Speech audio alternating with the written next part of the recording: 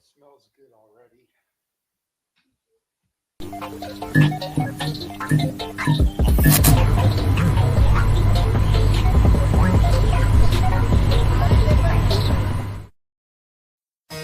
For the Winds Productions presents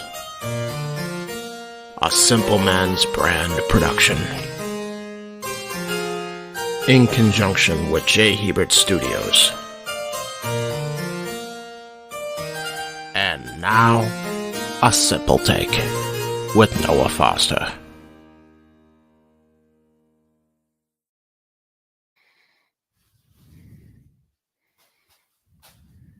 WWE Crown Jewel is in the books once again. We now have an impulsive United States champion.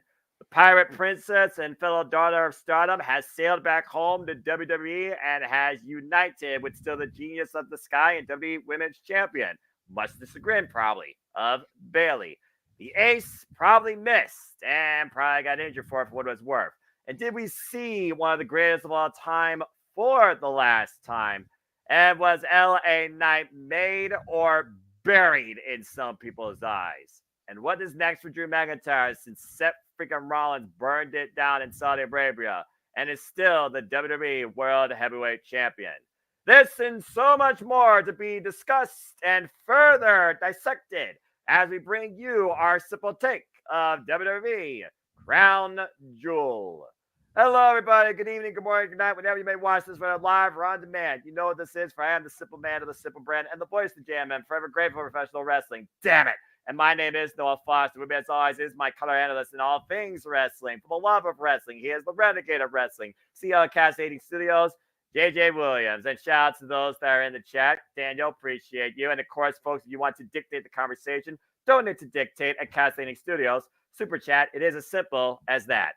JJ, good to see you. We are now finally removed from another weekend of wrestling, and this weekend we can take it a little easy with actual on-live content, which I'm looking forward to. But how are you feeling since now we're removed from WWE Crown Jewel? I'm feeling good. I'm feeling good. I think it was a good show. I think it was better than a lot of people had assumed it was going to be. Going in, looking at the matches, I think pretty much all the matches delivered just like they needed to. And I'm looking forward to getting deep into the conversation here and breaking these all down here. Yeah, again, it's one of those things that I always, you know me, okay? The last time that truly tore me away from Country Redacted, it ripped my jaw in half with the results. But truth be told, personal, because I am a fan. We are all fans of our own design, as I always say. We are subjective. Some are objective. Some are constructive. And some are just biased. And I think that's where you really need to draw the line. Regardless, yes. I think the show definitely did what it needed to do for WWE business end.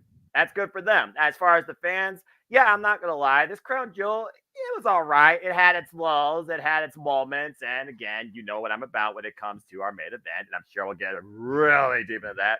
But I digress. But without further ado, let's get right into it. And of course, folks, stay on topic. And if you want to talk about your thoughts about a match that we are discussing for free, I will happily put them up on screen. Let's go ahead and kick things off literally with what we got after I don't know how long. A kickoff, as it was, Sami Zayn, lovable Muppet, as you guys christened him, with open arms, welcome into Saudi Arabia, taking on the Irish Ace, JD McDonough. But it certainly came with a price for one of these two.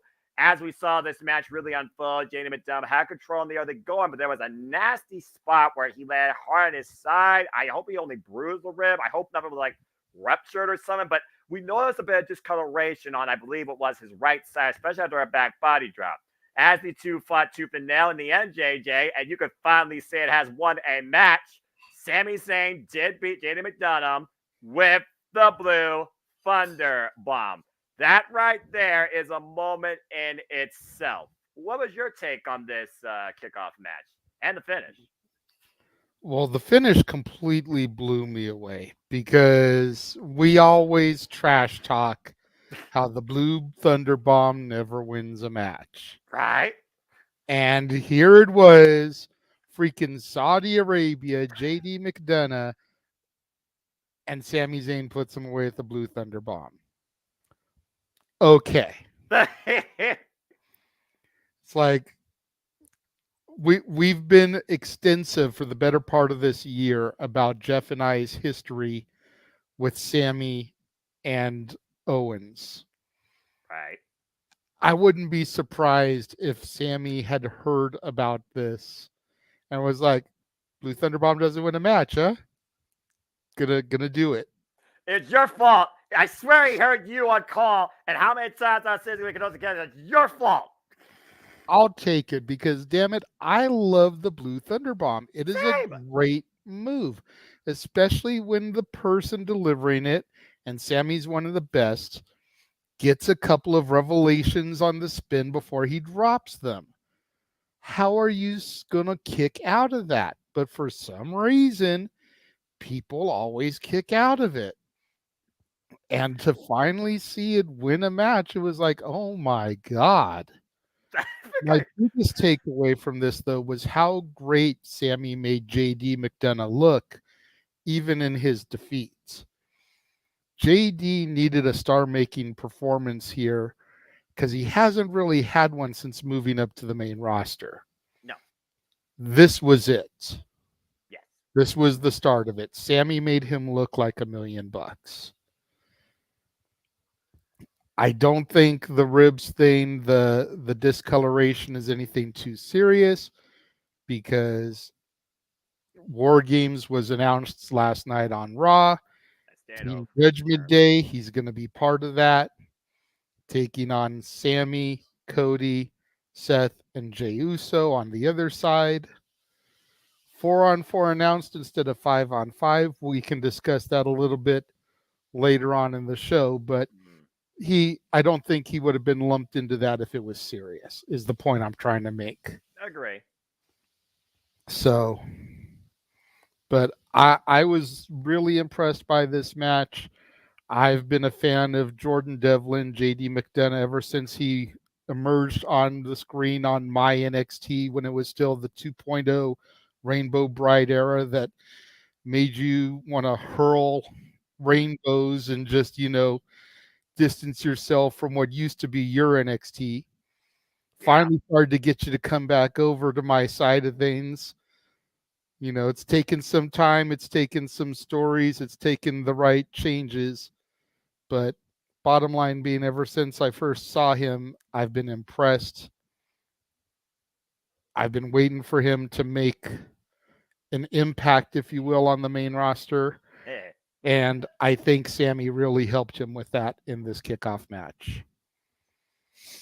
And as we also pointed out, it was JD McDonough's first ever main roster PLE match performance. Even on kickoff standards, Sami Zayn definitely helped made him look like a superstar. And yeah, I'm glad to know that for those that don't know, please check out For the Love of Wrestling for your after day Raw recap. We might have some spoilers here because the Renegade will provide as needed.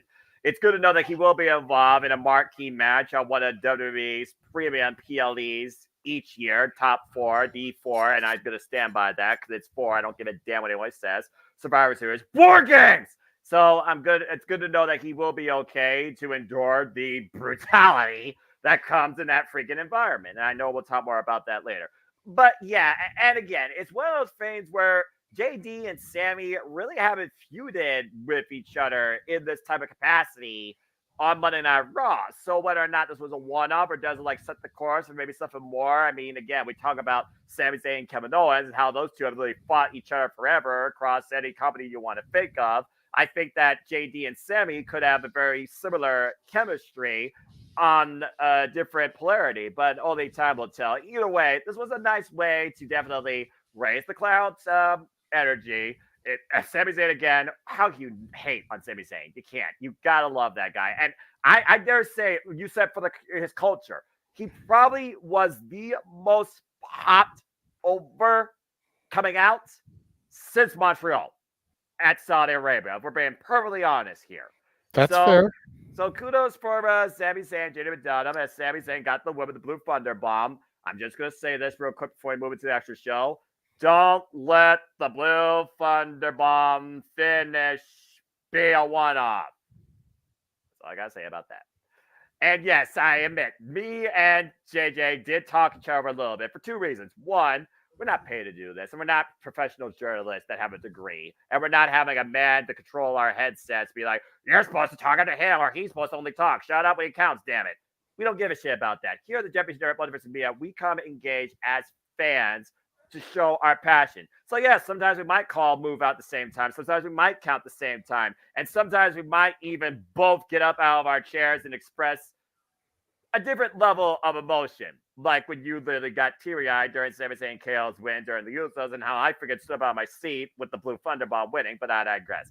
That's what it means being a wrestling fan. So as such, that's what we present.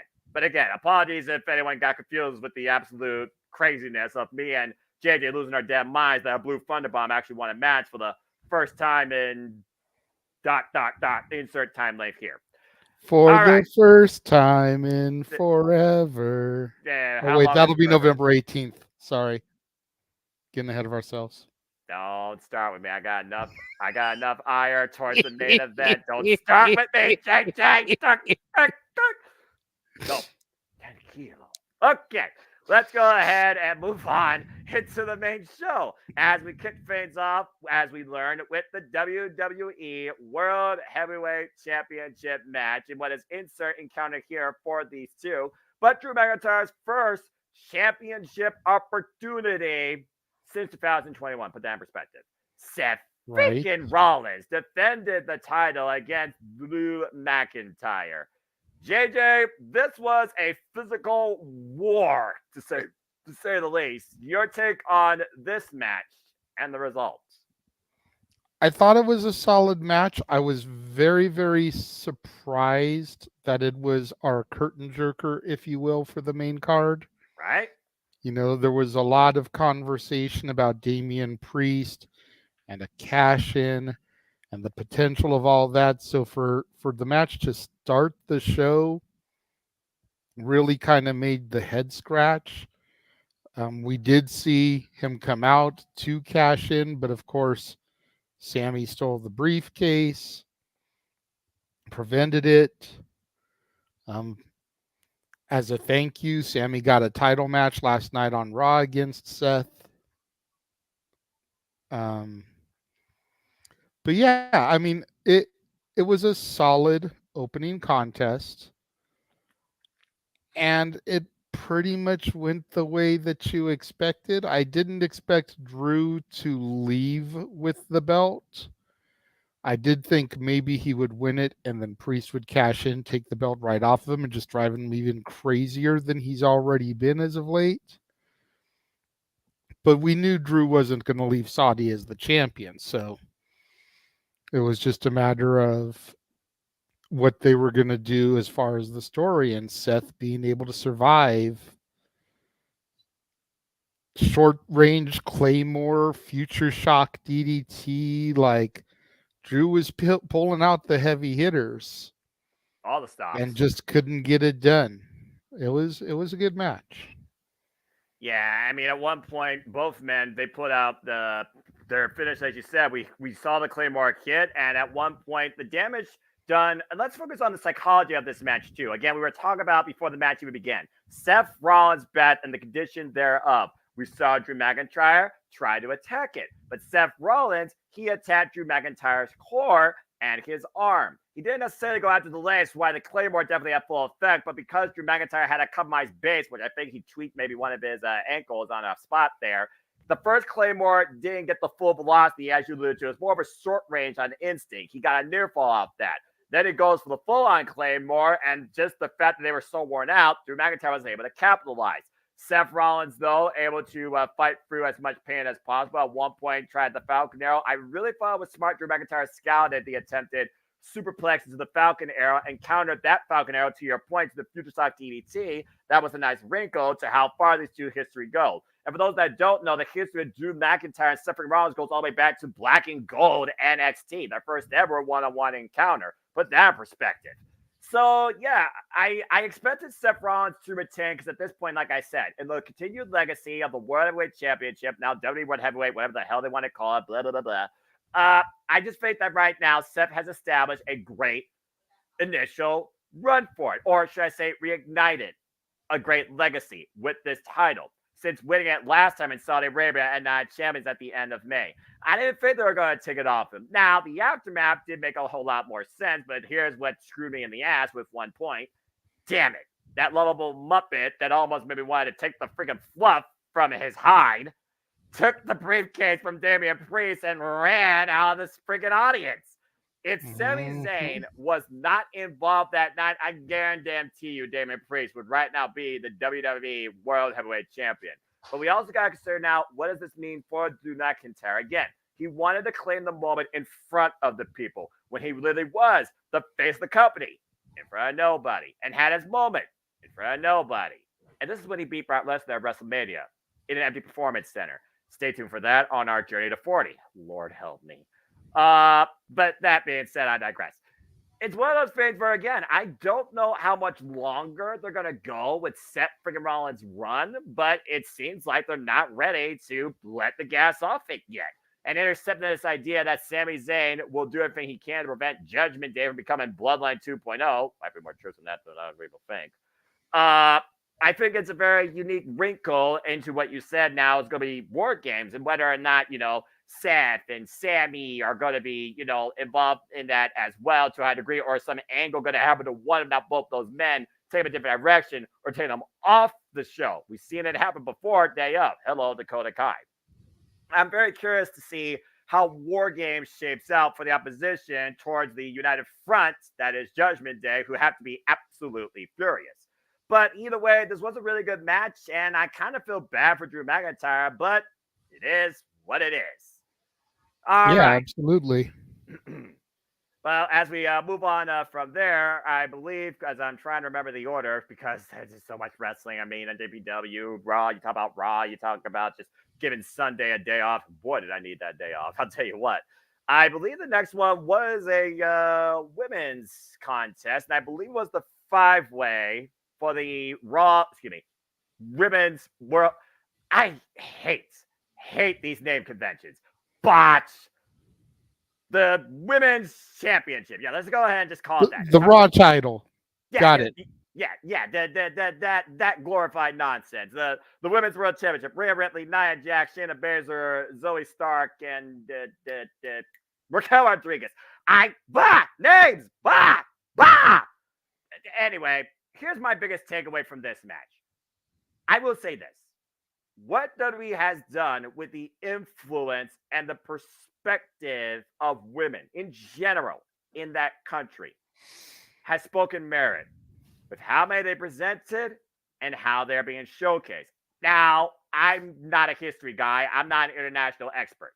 But I'm pretty sure in that country, women only court a man. They basically are at a man's bidding. Period. They are heavily restrained. At one point, I believe there was literally like a political rights movement just to get women to drive, which I think did pass. But 12 freaking men escorting or basically showing the way to mommy to the ring? That is what you would call symbolism. Now, I'm also going to say this. For just all women thrown at the champion, I felt like you kind of exhausted your roster here because I do think championships are best presented in one-on-one affairs and should be as such at your marquee premium live events. That's just my thing here. But all 5 women really shine here. At one point, you saw Zoe Stark, they 360 her way to a near fall. Shayna Baszler trapping not 1, not 2, but 3-minute mission only for Nia Jax to do Nia Jax things. And that was the story of Nia Jax. Nia Jax did Nia Jax things. She took her time. She threw her body around and she tried to squash everybody. And then the whole field teamed up with her, as they should have. Damn it. The subtle continued teases of Raquel and Rhea going back to the black and gold attitude of my NXT was a very nice touch here. And again, Rhea had new friends here, but at one point, you literally saw Rhea and Raquel work together to freaking have a Tower of Doom spot that sent Shayna Baszler and Zoe Stark into the other hemisphere. At the end of the day, it was a ridiculous avalanche riptide by Rhea Ripley on Zoe Stark on top of Shayna Baszler, who had Raquel Rodriguez at her mercy. And like Cornwood, no Nia Jax involved in this situation, it was Rhea Ripley that somehow found the way, once again, to be on top. And Rhea Ripley is still WWE Women's Champion. But each woman demonstrated their strengths, and Mommy kind of exploited their weaknesses to a degree. It almost felt like I was channel surfing through 3 or 4 different matches, while it reminded me of previous feuds I used to see, not just in my NXT, your NXT included. And Zoe Stark was the newest coming here, and Zoe Stark, dare I say, looked very strong here. And JJ, of course, I follow your stuff here, and of course, I follow with Dattila. Please follow the newest Championship Brothers Media, folks. Dattila at Rages of Wrestling, which he tweets. I'm very well aware that Zoe Stark now has a one-on-one chance against Mommy, which I find very interesting. But what does it mean for the rest of the field? Only time tells. But your thoughts on this women's 5-way dance? Like you, I was a little bit scared that they had kind of exhausted the roster here by having Mommy go on top of 4 other women. Right? But then Raw reminded me how many women are actually on Raw. Because there were enough women to do a 16-woman battle royal for the #1 contendership. Just put that in perspective, by the way, with how much they've actually been shown before that battle royal. I'm just saying. Continue. Yeah. The other 4 women in this match were in there, but that just means that they presented 12 other women that are on Raw that could be contenders. Including Naya, that was part of the Final 4, which really surprised me. I was just going to get to that, including Ivy Nile, who signed her contract on Raw and had her debut match in that Battle Royal, like you said, making it to the Final 4 along with Shayna, Raquel, and Zoe. Give me. You know, you want to talk about my NXT. Raquel was down there when I started watching. Zoe and Ivy. The only one that wasn't part of my NXT was Shayna. Right. She was already on the main roster by the time I started watching. Yep. So my NXT represented in that Final 4, baby. I know that warmed your heart. And again, those names, they are definitely promising names for the future. Yeah, and I haven't been Zoe's biggest fan, but how has she not been pushed harder after defeating Trish freaking Stratus? Like, for real. And defeat is a long term. Let's just say took her out. I'm just saying. Okay, but still, Trish ain't been seen since. Fair enough. So how has she not really been pushed? I mean, you're asking a question that you might as well just stand dumbfounded like the 3 people on Jeopardy. I know you, WWE, Logic, LOL. I know, but it just seems so obvious to me that she should have been pushed. And poor Shayna. How do you defeat Ronda Rousey and not get a bigger push than she's gotten as of late? She literally defeated the baddest woman on the planet. Yeah. And she's had maybe an hour's worth of TV time since then, if you combine everything. Give or take, but people are like, oh, Noah, she knocked out Rhea Ripley with her knee. Okay, what did that do? She got into this match. Okay, but she got squashed on top of her. But she was in the Battle Royal. Okay, but she lost. And what are they going to do? She was Final 2. Zoe literally eliminated her last to win it. So, like, I'm some of their stuff definitely gets me scratching my head. But again, 16 women in a battle royal to become the #1 contender on Raw. And they only use Raw for it, which also is surprising. So that's a fair point, Emmanuel. The main roster fans don't react to Zoe the way they react to the Creed brothers. And unfortunately, that comes down to, and this is going to sound sexist, but it comes down to Zoe's looks. Zoe doesn't have the diva looks that WWE usually goes for. No, she looks like a woman with attitude, like she's out like a basic training. Yeah. She looks like a Shayna Baszler. No disrespect to Shayna.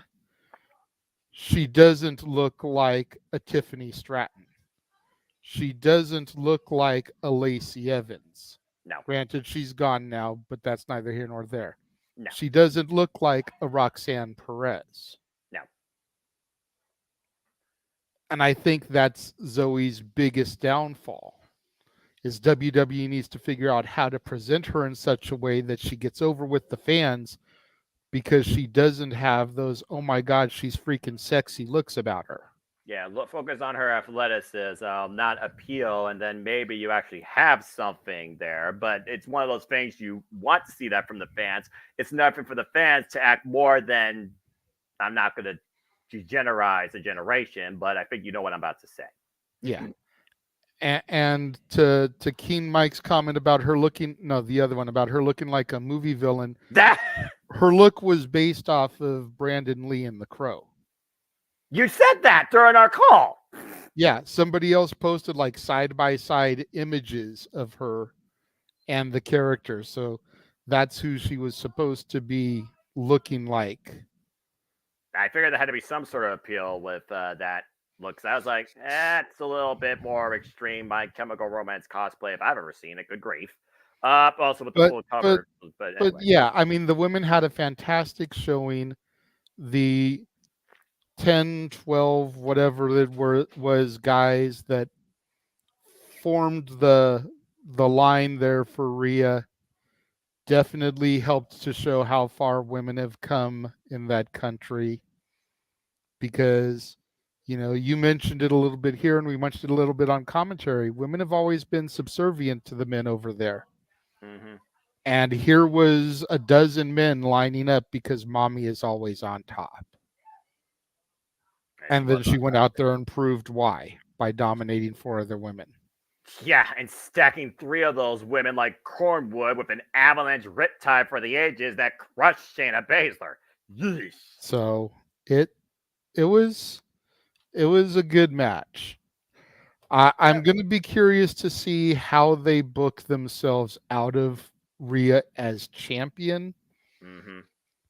Which is another critical criteria we've been talking about with this title, because prior to this 5-way, she's had like what, 3 other defenses, and one was less than 2 minutes against who we call a locker room leader for generations. That's a whole different conversation, but I digress. Still goes along those lines. And then at one point, you talk about Zoe Stark eliminating Shayna last.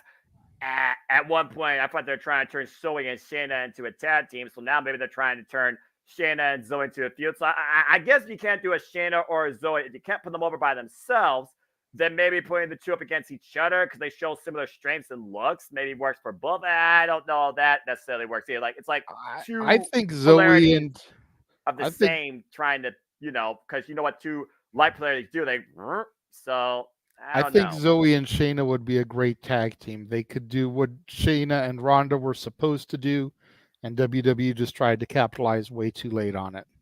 And according to Shayna, it was more Ronda's plan versus hers. So here it might be equal footing, but who knows? Either And way. and to Emmanuel's point about what do you do for fans to start caring for new wrestlers, you make superstar video packages about them. You let them know who they are. That is one of the things that WWE excels at. I won't deny Don't that. ask me why on Raw last night they decided to showcase one for Natalya, somebody who's been there for 15 plus years. Like, we don't know who the hell she is. What? Don't get me wrong, love my girl, but she didn't need a video promo package. Ivy Nile, who signed her contract that night, could have used one. Yeah. Caden Carter and Katana Chance, who've been on the brand since the draft and have barely done jack diddly shit, could have used one. Talent from NXT, insert name here, could use one. The Creeds, who, even though they are freaking over like Rover, defeated Alpha Academy last week, DIY this week, could have used one. Hey. Natalya, a 15-year vet, doesn't really need one. We know who she is. I'm not Zoe Stark could have used one. Yeah, we could do a lexicon of people that could use a video package, but again, it's like, hey, it's not hard to book. Apparently, it is hard to relate it to people. Because I'm sorry, Jeff, you can't use that line anymore because WWE has no financial excuse. Period. But I digress. Buy the Anyway, shirt. We all know I congratulations, did. mommy. It is what it is. Congratulations to mommy, still on top, and Rhea Ripley continued showcase on a weekly basis as a mainstay of Monday Night Raw. Now make the title worth more. Damn it. And hopefully that means Rhea can make Zoe Stark something, and Zoe Stark can make something of herself in a one-on-one match of that capacity. Ride or die, fry or burn. You put in whatever analogy you want to do here. All right. Well, speaking of ride or die, fry or burn, rise to the occasion or fall flat on your face. Oh my goodness gracious. Will we see him again? Or do you recognize that Solo Sikoa's time is now? It was John Cena versus Solo Sikoa, and I'm not going to say another word for a number of reasons. JJ, the street champ, the problem solver, did he solve a problem? What the hell, man? Honestly, this match went exactly the way I thought it should. Mm-hmm. I love John Cena these days. You know, I had my issues in the past, but ever since he stepped away, started coming back, putting people over, I've softened on John. But this went exactly the way it needed to go. He tried to step up to the enforcer of the bloodline. Solo crushed him. Quite literally. And that's what it needed to be. This year alone, Cena has put over Austin Theory and Solo Sikoa. And LA Knight. Yeah. Yeah. Wait, he lost to LA Knight? I don't remember him losing No, to LA I'm Knight. just saying he endorsed him when he went Okay. against the Miz. I actually meant in a match, like had his gotcha. shoulders pinned by. Oh, okay, gotcha. Yeah. That makes sense. Gotcha. So that's exactly what Cena needs to be doing these days. And I get they're building this whole, however many days, excuse me, since he's been pinned. And I think he will have a moment. I think he will break his streak. Right. I think he should break his streak at WrestleMania. If we're being honest, I think he should lose every singles match he has until WrestleMania. How many more singles matches you think he needs, and against who? That's the question. I don't know, but I also feel like they're still on strike. Right. That much so I do use know. them as long as they can. Hmm. Is he going to have a match at Survivor Series? Maybe. Don't know. We'll have to see what happens on SmackDown this week, if he shows up, what he says. And if he could speak. But I feel like you do a slow build with him, and you do a Ric Flair type of run with him, maybe, or a Mickey James run, and you just, the next loss is my last loss.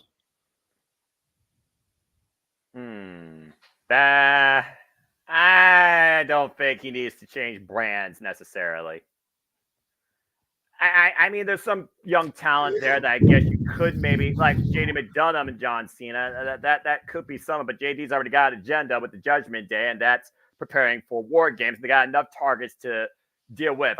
I look at the Raw locker room as far as singles that could use proverbial John Cena rub, and based on what I'm seeing, not many right now really make sense to mesh up right now for that nowhere. It's not like you said, like, John Cena could, go out, do an open challenge, remind people who he is, recognize. It isn't like 2016 when he bucked up to AJ Styles for the WWE Championship and then won it the following year at the Royal Rumble. Still an incredible fucking match, by the way.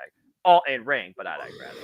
But yeah, to your point, this wasn't like John Cena was going in to a fight and getting obliterated by Brock Lesnar. 16 suplexes. Sorry, Jeff. basically John Cena got a bit of offense moment in, and then it was snuffed out. He got like maybe 2 times here, if that. Besides that, he was Samoan drop or Samoan spiked into oblivion. And I say that quite literally because at the end of the match, he literally picked the man up, spiked him 3 more times, and basically it was a one-man wrecking crew for what felt like an eternity prior for John, and probably crushing his larynx. We'll see how he sells that. Maybe the next time he gets a promo. I'm not sure how long it takes to recover from that much, as we saw breathing compromised during this match too. But yeah, I do agree that it made sense for Solo Sikoa to win like this because John Cena didn't need the win. But you and I both know when it comes to John Cena and a storyline that he might be with, and we don't know how long the strike's going to go, he always gets his win back. We could talk about Bray Wyatt, God rest his soul. I could talk about the trilogy with Kevin Owens. I just talked about AJ Styles.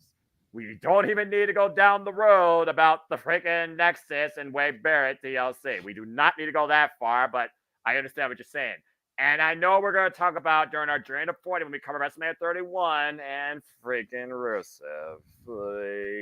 But anyway, John Cena always gets his win back. And based on how long he might be around and what rumor is it says about another member of the bloodline, this might be the way to go because it sounds like we got our War Games match, the War Games match.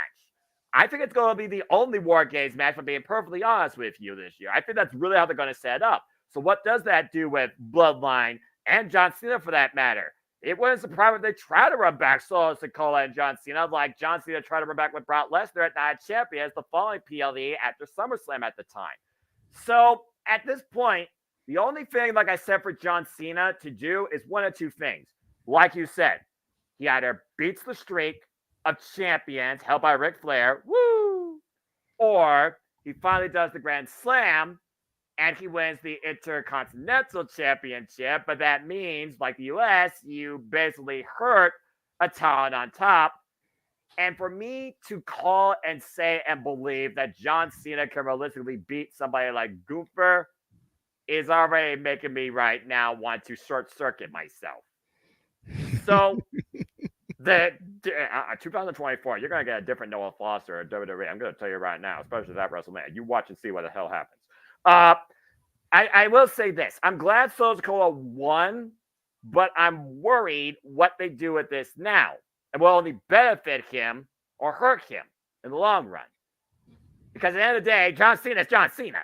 Yep. So you put that in perspective. But yeah, we'll see what happens on. Well, I won't. I don't have Fox. We'll see what happens on your Love Wrestling recap, the Tush Tweeter, Aaron Britt recap, and say, yeah, to know the Q, folks. Follow the boss, man. Appreciate you, Aaron Britt, as always. I'll see you for full gear predictions. Oh, this month's going to be fucking ridiculous. So we'll see. And no, King Mike, he has it. It's the only title he and Sheamus have yet to win their illustrious careers for the Grand Slam. And Gunther already beat Sheamus. Cena's never faced Gunther. What? Oh, well, okay. We might do a special watch of the first SmackDown USA just because to see if it actually feels any different. Since now I actually will have a network accessible for that. But that's all speculation. And that needs to be made official by Boss Man. We'll see. And 2024, folks, we still need to get through 2023. Tomorrow's never guaranteed. This is still Tuesday, November 7th, 2023. Let's finish getting through tonight. Hopefully without a hitch. Please. And thank you. Yes, sir. Thank you. Damn it, Chad Gable. Why you gotta get that over? I hate it.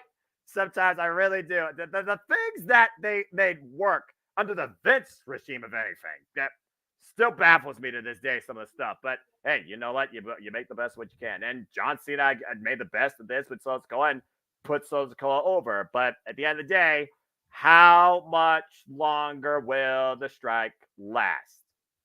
That's the real, if I'm putting this in map perspective, that's the real variable to this that nobody knows how to solve yet. Yeah, that's accurate. And it seems like every few days I see some kind of update about the strike because I have friends that are part of SAG and so they'll share updates on their Instagram or their tweet or whatever. Good. All Um, the train. last I heard is that the the SAG people were ready to make their final offer, and had to be examined, as far as how that meets with the values that they want to try to proceed with, and is it worthy. Haven't heard any updates since then, but I mean, we're starting to get into Mania season, and Cena needs to decide if he wants to be part of Mania season or not. Exactly. Even if a press release gets released tomorrow, Hollywood is back. Report back to whatever TV shows or movie sets that you were on, and let's get this stuff finished. Well, I know it's not You know, Wipeout because they already pre-recorded that stuff, and TBS keep advertising for that. But I haven't watched Wipeout since John and John stopped hosting. So right. But even if they make that announcement tomorrow, if Cena is going to be part of Mania, they need to know so they can start factoring him to Rumble and SmackDown and maybe Chamber in Australia, because as much as that show is going to be built around Mommy, John Cena in the Chamber in Australia is going to be huge too. that's fair. I don't, And then man. Mania, like it has to be established. Even if they go with just a safe match at Mania and do like Emmanuel suggested and do Orton versus Cena. Mm.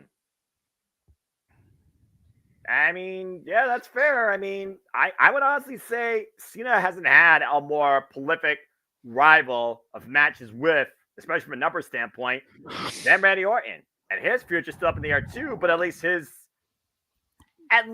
what can come looks more positive for the Viper, if I could put that in context, based on what we've been That's reading. fair. And going back to the whole War Games thing, like I said, it's only been announced 4 versus 4.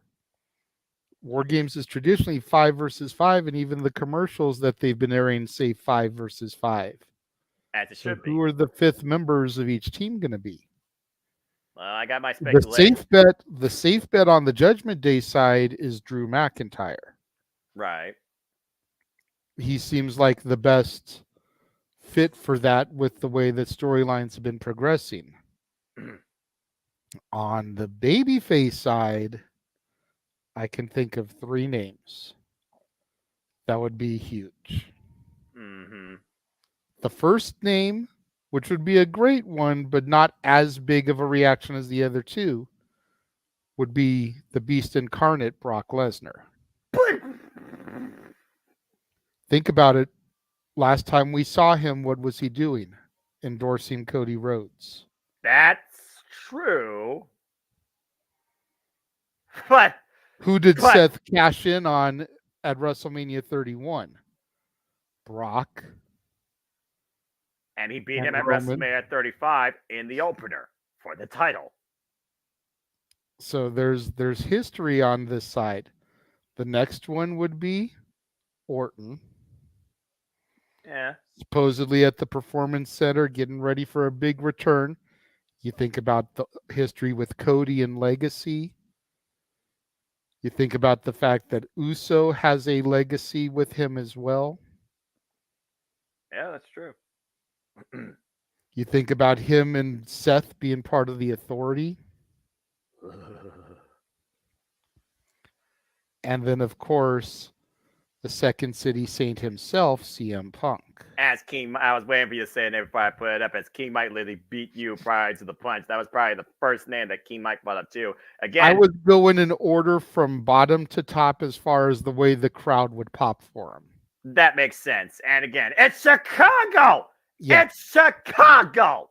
All 3 of them would be great reactions if billed as a surprise participant. But Punk would get the best reaction, Orton the next best, and Brock the least best. Mm-hmm. But all 3 of them would get insane pops coming out to be that 5th person. Yeah. And let's be real here. Do you really want Brock Lesnar in a War Games? Yeah, Think about.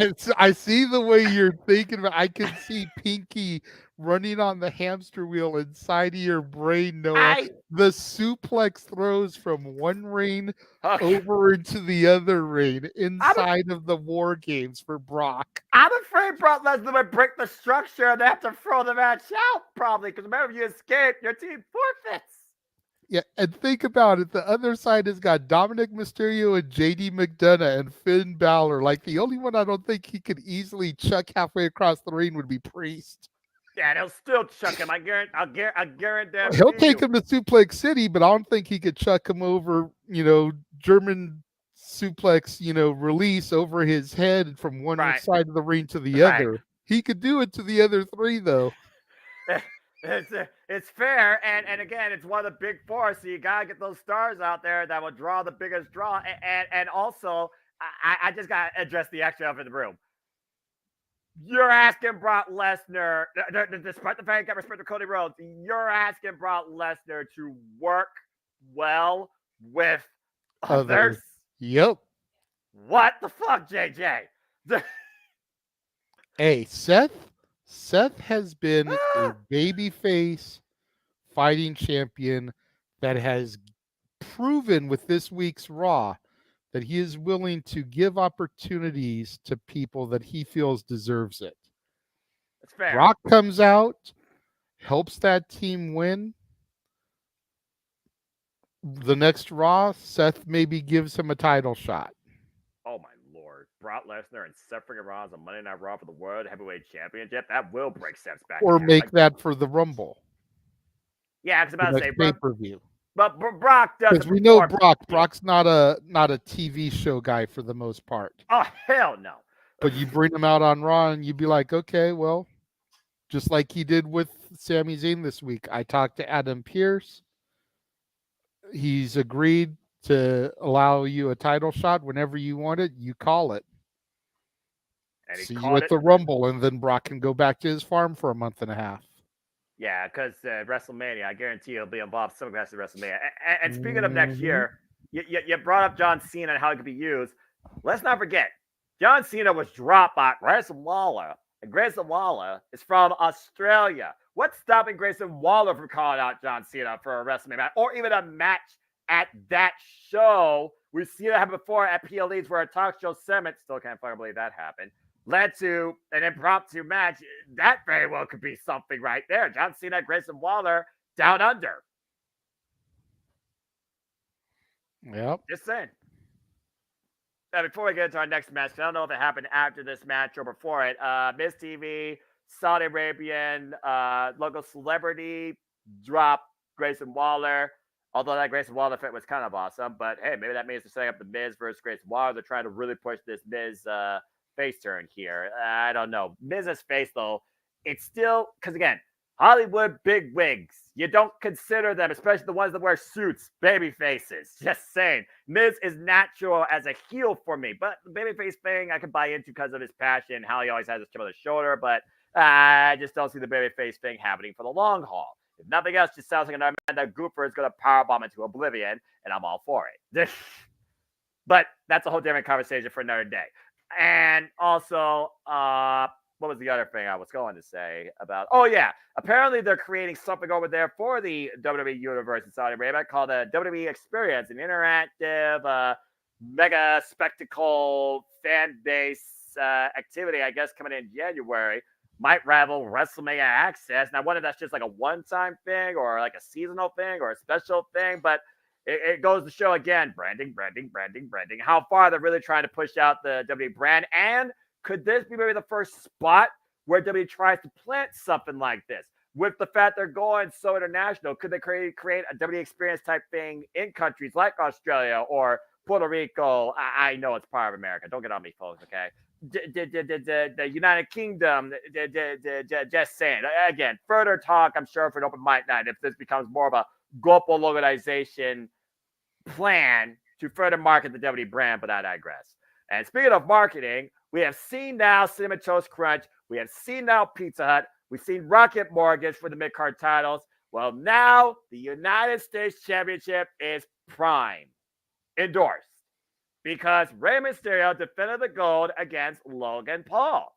And Logan Paul won with one lucky punch, courtesy of Brass Knucks. But here's the thing. Hi, Jeff.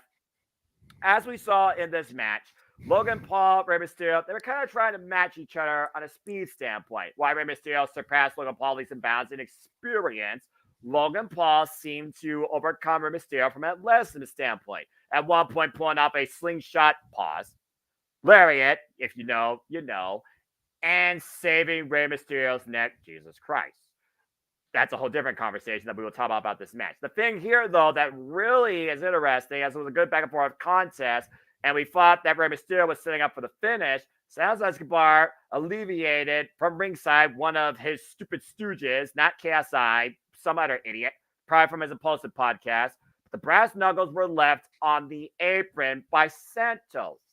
Why would Santos leave a foreign object unless he faked it was going to be used by Rey Mysterio or exploited by his opponent where he thinks he should be in a spot to begin with?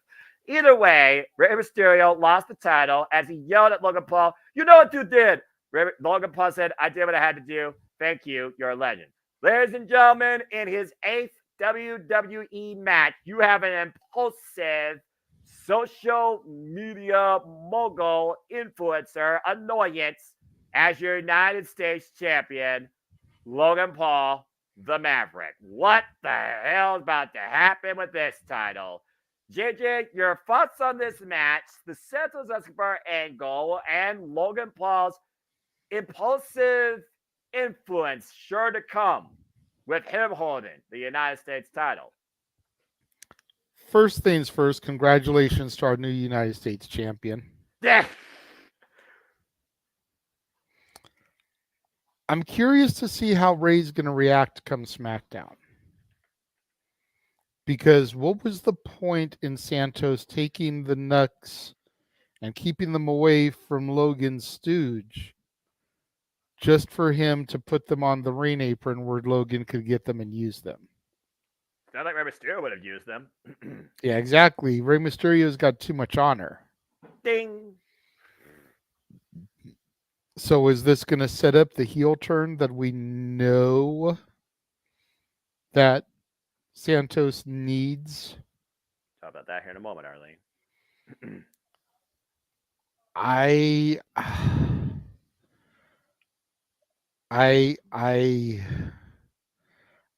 I'm very, very curious to see where this angle is going to go. As far as Logan being the United States champion, some people are going to think I'm trolling. Some people are going to flame me in the comments.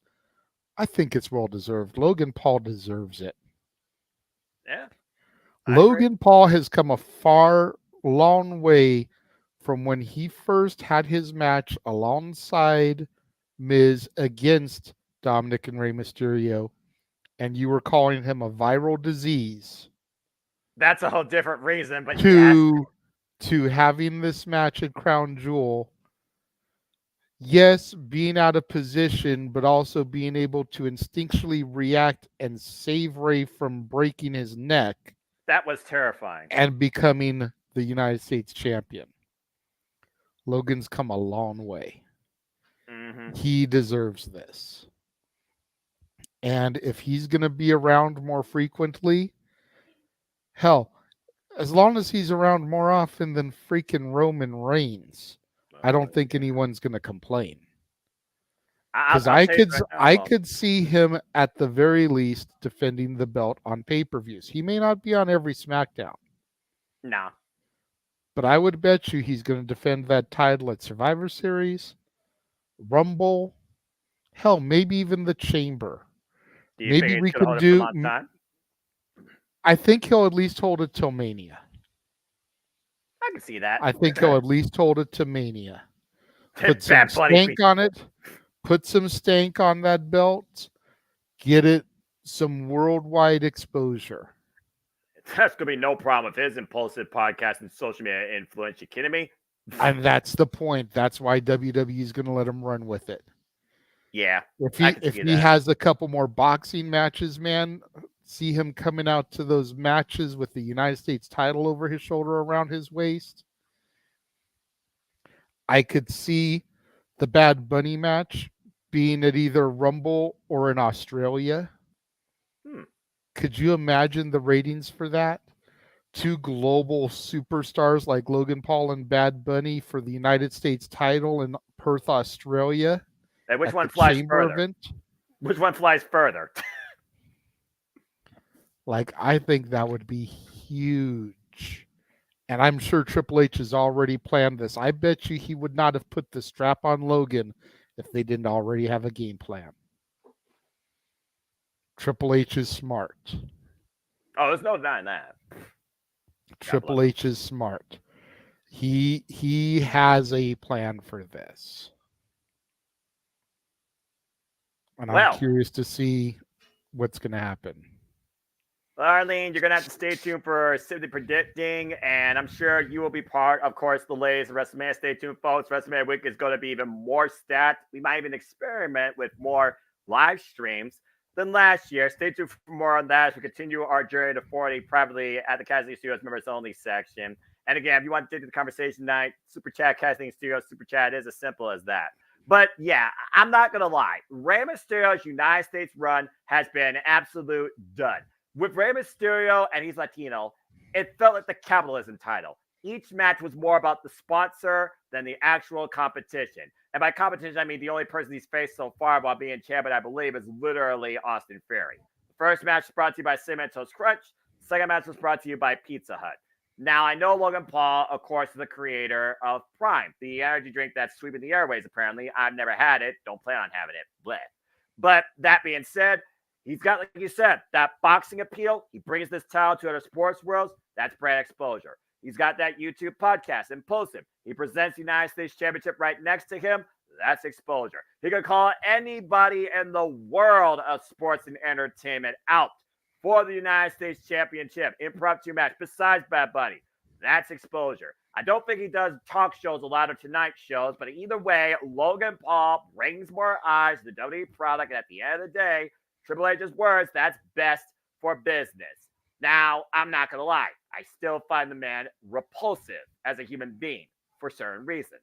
But I cannot deny his athleticism in that ring. Again, you've got to separate when we are just fans of the business. And we don't know the individual. And they haven't affected us necessarily in a way that makes us like, oh, God, this guy's on our screen. There's no denying, like you said, JJ, 8 months in, he has proven how much he loves, how much he's willing to dedicate to this, and let alone put into this. And now that he's United States champion, that puts even more pressure on him to deliver and also more pressure on him to rise to the occasion. And we've already seen some tensions teased with him and a former face of America self-proclaimed when he held the title, Kevin Owens. And Kevin Owens is no stranger to knocking someone out with a right fist either, I'm just saying. So the whole idea of this Canadian versus this American and Australia kind of intrigues me. I don't think they're going to pull the trigger yet on Kevin Owens versus Logan Paul for Survivor Series. I don't know necessarily if they're going to have a United States Championship match at Survivor Series or do United States versus Continental and maybe like do like a faction warfare with that, because I'll tell you right now, I don't see Gunther losing to Logan Paul. And that's another thing. Brand split LOL. I know. It's still called War Games, but you got to have more than one War Games match. I'm just saying. So at the end of the Maybe day, we'll get a women's War Games match on the SmackDown side of things. We already know. Yeah, we already know who Rhea is fighting, and we know who Gunther is fighting. Gunther's fighting The Miz. Spoiler alert. Yeah. After the Fatal 4-Way. So I say do the other War Games with the SmackDown women, and you've got Io, Bayley, you've got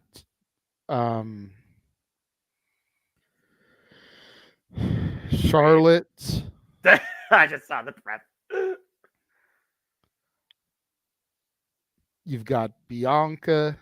You've got Shotzi. You've got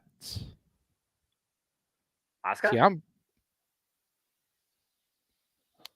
Kari. Ding. Probably Asuka. And then you've just got Bianca, Shotzi.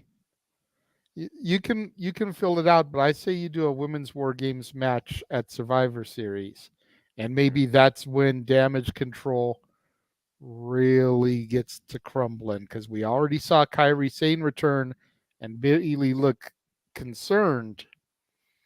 And if Kyrie and Io team up on, you know, miscommunicate something with Bailey, that can be the damage control finally crumbling. Well, we said for the better part of how long after their debut at Survivor Series in freaking 2022 has damage control been damaged goods? Has damage already done beyond repair? But I do love the fact that you segue quite perfectly into saying ahoy to the return of the Pirate Princess Kairi Sane, as Kairi Sane assisted still our WWE Women's Champion Io Sky, and Bailey couldn't believe it. Now you kind of give a little bit of an aftermath of what you think we should or could expect from SmackDown, and if this could be our women's War Games match. Now that also comes down to Dakota Kai's cleared. If Asuka is going to coexist with Io Sky and Kairi Sane, and maybe this is the way they kick Bailey out, is Bailey found the opposite end. If Charlotte Flair and Bianca Belair and Shotzi could find other allies, maybe Selena Vega, that's a whole different conversation. But while we think about what's to come, let's go ahead and look a little back at what happened, because JJ, you were very adamant with EST claiming the victory. That did not come to be. It did not. It did not. Mm. I had a feeling that Kyrie would return after hearing the rumor that she had been added back to the WWE internal roster. The Superman only believes in the philosophy seeing is believing. Continue. The question was, how was she going to return? When was she going to return? I had it in my head that she would return post match when Bailey was berating Io for losing the title, and she'd make the return, kind of solidifying an Io babyface turn, keeping Bailey as the heel. But alas, that's not what happened. Nope. I feel like Io's title run has gotten flat. Gotten flat or been flat? Gotten flat. It was entertaining in the beginning because Io Sky has basically had the Liv Morgan run from last year. It was a great moment when she got it. Dakota Kai making her return to be there, part of the celebration when she cashed in. Damn near made damage control look like baby faces in the moment. Well, Charlotte Flair was dropped. I mean, it's always a baby face thing for me, but I digress. Damn. But within the last month or so, like, she's getting boring. Liv's run only lasted a couple of months. Io's run is starting to get stale. About 4 months She now. doesn't have the high quality competition on SmackDown that is on Raw. And the match that everyone is waiting for, Io versus Bailey, they haven't pulled the trigger on yet. Nope. So unless that happens at Survivor Series, I'm just kind of like whatever at this point. I like Io. She's a great wrestler. She's an amazing performer. Mm-hmm. I was energetic when she won, even though she took it off of Bianca. But it's time to move along.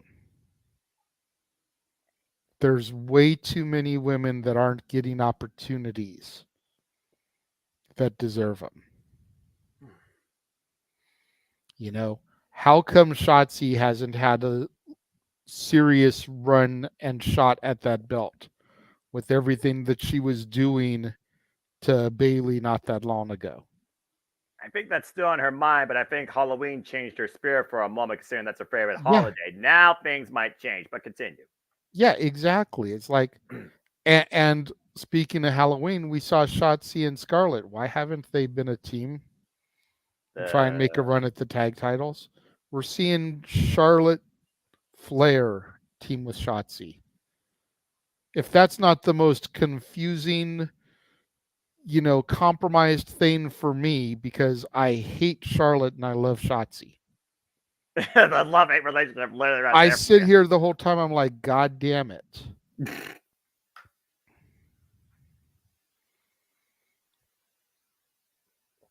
Keen Mike, Jade is not becoming Veer because they're not hyping her as coming.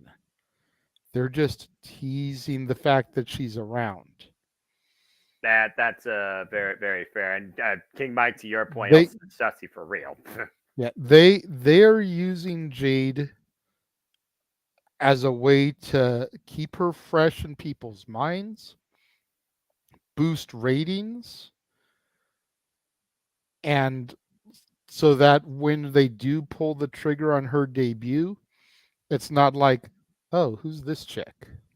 Right, she's actually recognized without a video package so far, it Yep. seems, and they're not like rushing into it. And also, folks, as we, of course, are hashtag spoiler free, and he watches the West Coast feed, please remain from showing any spoilers for NXT in the chat. You will be banned on contact.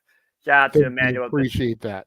Shout out with Emmanuel with the $2 super chat. It's not Neil's fault that Damage Control's booking is, and he's right. It's not. But let's just go ahead and talk about this a little bit. Io Sky, formerly known as Io Shirai, one of the daughters of Stardom, and people who are clueless to the fans like me will understand exactly what that means when I talk about Kairi Sane and her connection with her.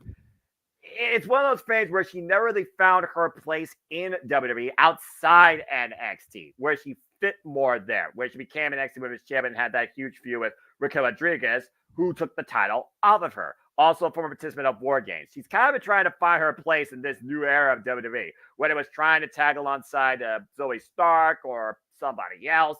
And now she's part of this whole group with Bayley and Dakota Kai. Dakota Kai, we still don't know the extent when she's going to be cleared again to compete.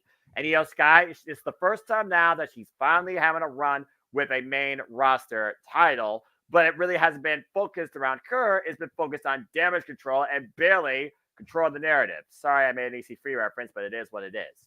Now, the fact of the matter that Io Sky is with a friend that could bring more to her as a presentation standpoint, Kairi Sane, this actually makes a bit more sense. These two are known as two of the three daughters of Stardom, the all-women's Japanese promotion that's been the leading representation of women's wrestling now for the better part of 11 years worldwide. Mayu Utami, Io Shirai, and Kairi Sane literally ruled the Japanese pro wrestling landscape. It's the reason why Io Shirai and Kairi Sane were literally picked by WWE in the first place. And I fear for another person right now to look at because I don't want to see her controlled or soften beautiful insanity, but I digress, or lack thereof. But that's a whole different Oh, conversation. no, Noah's not happy that Julia may be coming to the Performance Center this week. That coming is one thing, sign is another animal. All right. Anyway. Dude, can you just imagine if within the last 3 months they got their hands on Jade Cargill and Julia? That'll make my skin crawl. And they brought Kairi Sane back. Triple H is not fucking around. No, he's not. At the end of the day, he wants WWE to literally be the everything and everything. And and to your point, Kairi and Io are two of the daughters of Stardom. Yes. Get the belt off of Io, have them run with the tag straps. Have them dethrone Chelsea and Piper. It'll be the first time Kabuki Warriors, Asuka, and Kairi Sane held those titles for the better part of I don't know how long. So, I mean, it wouldn't be the first time. But I think they're trying to actually make Io Sky worth something more. Because before this title, what has she been but part of a crew where at the end of the day, Bayley's been the focal point, and Bayley's had less singles matches this year than both the other two combined. That's fair. That's fair. I'm just saying. But she still has more matches than Roman Reigns. Oh, let's go ahead and play a game. Can you all name a wrestler with more matches? No. I can't. Don't listen to me yet. Save it for the main event. I think Bobby Heenan had more matches in his career than Roman Reigns has had this year. Damn! I wasn't going that deep. All right. Well, we're definitely gonna have. But I digress. And yes, Arlene, Natalia is on Raw, so that it's not a botch. Brand split, LOL. He But did. Natalia Anyway, is on Raw. She definitely could be better utilized, I think, on SmackDown right now, but that's a different, neither here nor there. different conversation for another day. As I as far mean, as the aftermath, I will say this about the two in the match. Again, the EST is what she demonstrates, but she went in here clearly not 100%, and EO smelled blood in the water and scouted. The whole story of that match today was the right leg and knee. Ever since that little tweak we saw back at SummerSlam, and she still came back and won, and EO Sky immediately cashed in her and exploited it. EO Sky knew she wasn't 100% and further exploited. Most of this match, your EST wasn't even on a vertical base of sorts, and she still tried to pull off the KLD and the Grand Slam and even a moonsault and heavily paid for it. But as things started to get a little bit out of control and the EST was trying to fight back into things, Bayley was once again difference maker. And Bianca thought she neutralized the Bayley factor, KOD'ing her for that announce table. That just goes to show the announce table might be tough, but it's not the toughest thing to break a person's body. Just saying. As she almost went through it again, quite literally, but a spinning cutlass back fist, the meanest back fist in the game. Sorry, not sorry, Eddie Kingston, you need to increase your speed. Kairi Sane dropped the EST behind the red's back. Next thing you know, she was driven to the ring post, and Io Shirai, who you thought was going to win a little earlier, by the way, after some little bit of involvement, and they were both shot by that. Io Sky won, and Io Sky and Kairi Sane stood tall in the ring and embraced each other with a shocked expression on Bayley. And for those that don't know, Bayley was the reason and one of the biggest last memories of Kairi Sane's departure from WWE. So again, we've been wondering for the longest time, when is Bayley and Io Sky going to face each other? When is the fallout going to happen? Could it happen at War Games? Is Io Shirai trying to build her own Black Lotus triad stronger than it was in Lucha Underground? If you know, you know, wrestling fans. I find it very interesting that Kairi stands alongside Io Sky, and Io Sky is the champion. But again, is Kairi Sane going to play friend, defender? Maybe they will go after the tag team and go, Lord knows Chelsea Gray and Parva never these challengers. And where does Bayley fit into this? Is she left out, or is she going to be excommunicated violently? I'm very curious to see what happens here. And another name we didn't think about here a little bit or talk about a lot, Asuka. Asuka has a huge roots with both these ladies. I even told you during our City Predicting. Asuka and freaking the Kairi Sane were in, no, excuse me, it was Io Shirai and Kairi Sane that were involved in the triple threat Bianca Belair for the NXT Women's Championship. And of course, the EST lost tonight. Yes, I know I botched, but you know what? I'm freaking tired. Get over it. But that being said, I'm super curious how Asuka, Bianca Belair tries to fight back into this, she can walk again, and Charlotte Flair, who's been tattled alongside everybody. If I'm being perfectly honest, I can see the War Games for the women. I don't know if they could do a 5-on-5 with this current setup, but I can see them still go on the whole traditional Survivor Series approach. Team this versus team this. Wouldn't surprise me if they did that. Lazy booking. Blah. But I do think it's going to be Io Sky, Bayley, the Kairi Sane, and insert name here, Dakota Kai, if she's clear, because I still know the extent of her injury, taking on Bianca Belair, Charlotte Flair, Shotzi Blackheart, and Asuka.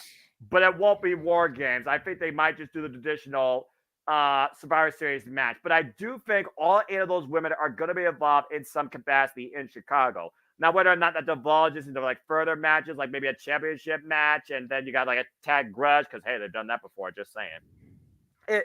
The SmackDown Women's Division right now is in a very weird place, but they're trying to keep it led by Io Sky. I'm just not sure right now they have a clear direction. And if Kairi Sane is trying to help with that, or is she an honorable to maybe turn on Io Sky and take the title for herself, being a former NXT Women's Champion? Because she never got a singles championship in the main roster either. She only got tag gold. That's fair.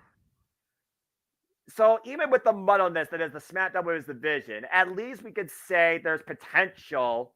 That's a word. Potential in direction. It just comes down to execution. And Survivor Series, they need to pull the trigger on something before they really have themselves between a rock and a hard place. And then damaged goods is damage control once again, if not permanently. I still say that I'm still shocked that Dakota Kai again is not the one that's a singles champion, and she's been fighting for a singles championship for the longest time, including NXT. Still irks me to this day. It also irks my best friend Casey, part of ATW. Either way, congratulations to Io Sky still being the WWE Women's Champion. Name conventions, LOL. And we'll see if damage control is still under damage control with Bailey at the forefront. Is everything fine? I guess you'll see on Friday night. Yep. All right. Well, that was a neat conversation. Let's go ahead and move into our semi-main, which was Damian Priest taking on Cody. Okay, let's be honest here. JJ, I'm not going to lie. This match was the quietest lull after the woo. And I think people kind of saw this coming when Damian Priest failed to be even able to try and cash in his Money in the Bank briefcase. I mean, besides the run-in by Judgment Day and the whole Jey Uso running them off type thing, there wasn't a lot to this except for Damian Priest trying to use Cody Rhodes' old crossroads against him, the reckoning, as you call it. At the end of the day, Cody Rhodes won. Okay, this was a singles grudge match. But at this point of the show, I don't know. I kind of have mixed feelings about this match, honestly. I agree. I feel like this match should have been earlier in the night. I think the reason this match happened and happened where it did was to test Damian Priest. I think that the WWE creative is still unsure as to whether or not his cash in will be successful or unsuccessful. And having a match with him and Cody as the semi-main event was a proving ground to see if the fans would be interested in him as a champion, as a main eventer.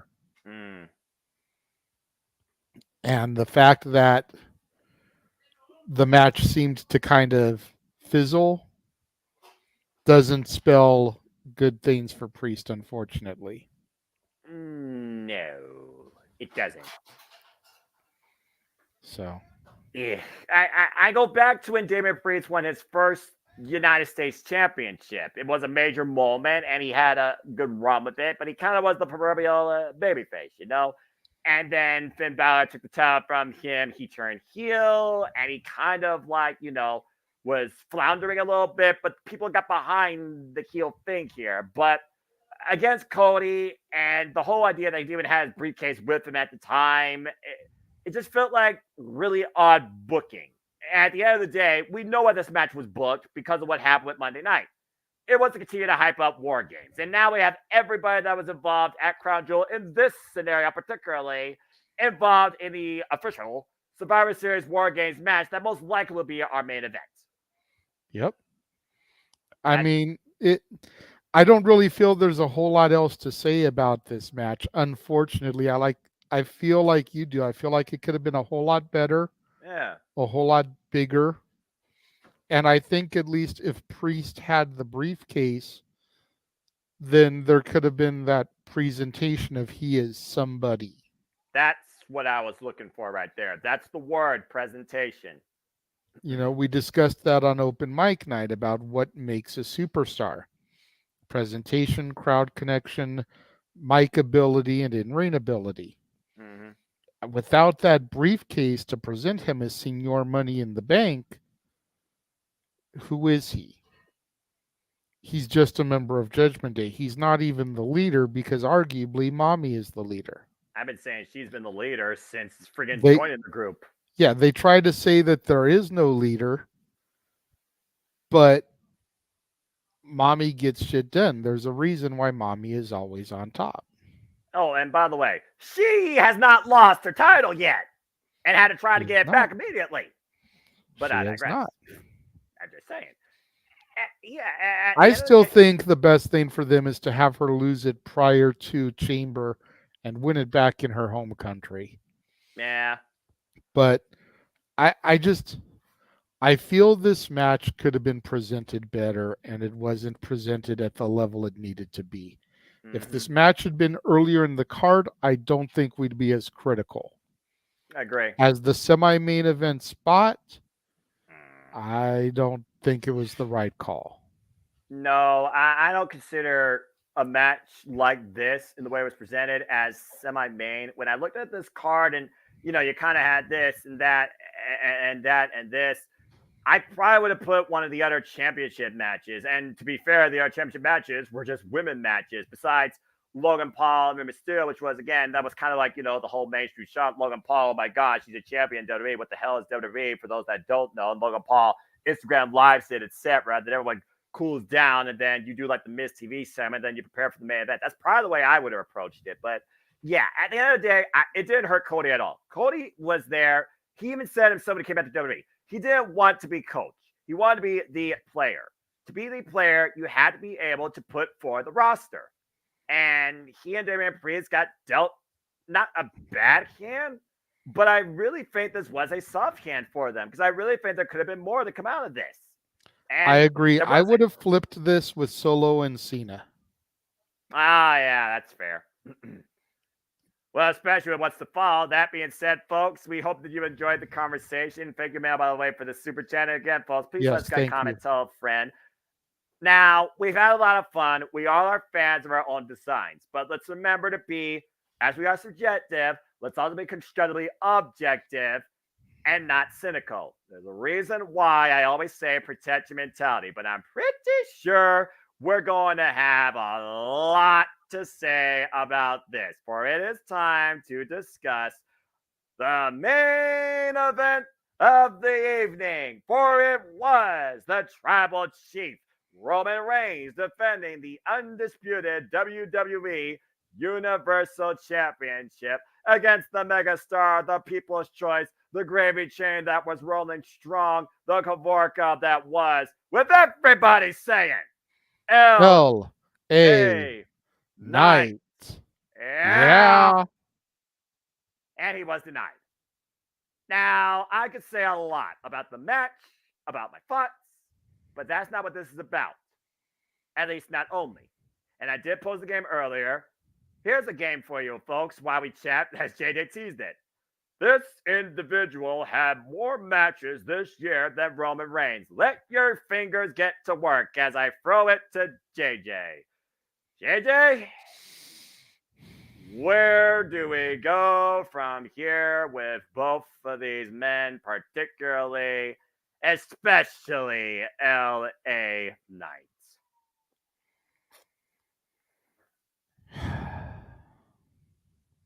Damn it. Yeah.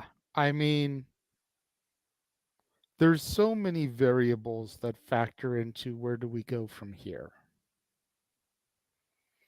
The the least of which is the elephant in the room regarding Survivor Series in Chicago, and does a straight edge savior, a second city saint, return to the company? If he does, we could have an issue as far as where do we go from here. If he doesn't, then I think maybe we end up doing a little brand swap, if you will, because I have a feeling that Cody will challenge Roman, whether he wins the Rumble or the Chamber, to finish his story. And then LA Knight could go after Seth. A little bit more believable of a target for him. If Punk comes back, it'll probably be Punk Seth because of the comments that were made. Yeah. Gunther is another possibility. The Iron Man of Royal Rumble last year and the longest reigning workhorse championship, might I add, intercontinental champion in WWE history. I don't think this will be LA Knight's last opportunity. But if what I'm reading is to be believed, there are some people in creative that are wondering if LA Knight has hit his peak within the company. You think about the meteoric rise, you think about how the fans are into him.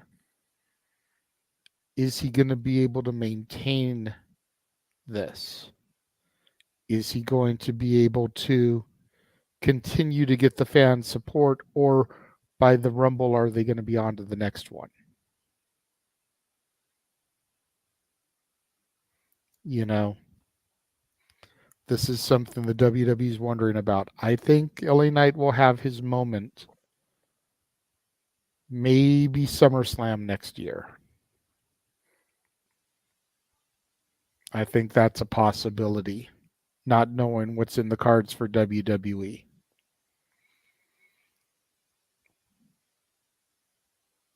All right. As far as Roman, if rumors are to be believed, he's not going to be seen on our televisions until January 2024.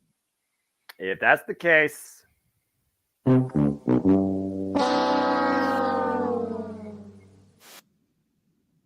continue. I don't like it any more than you do.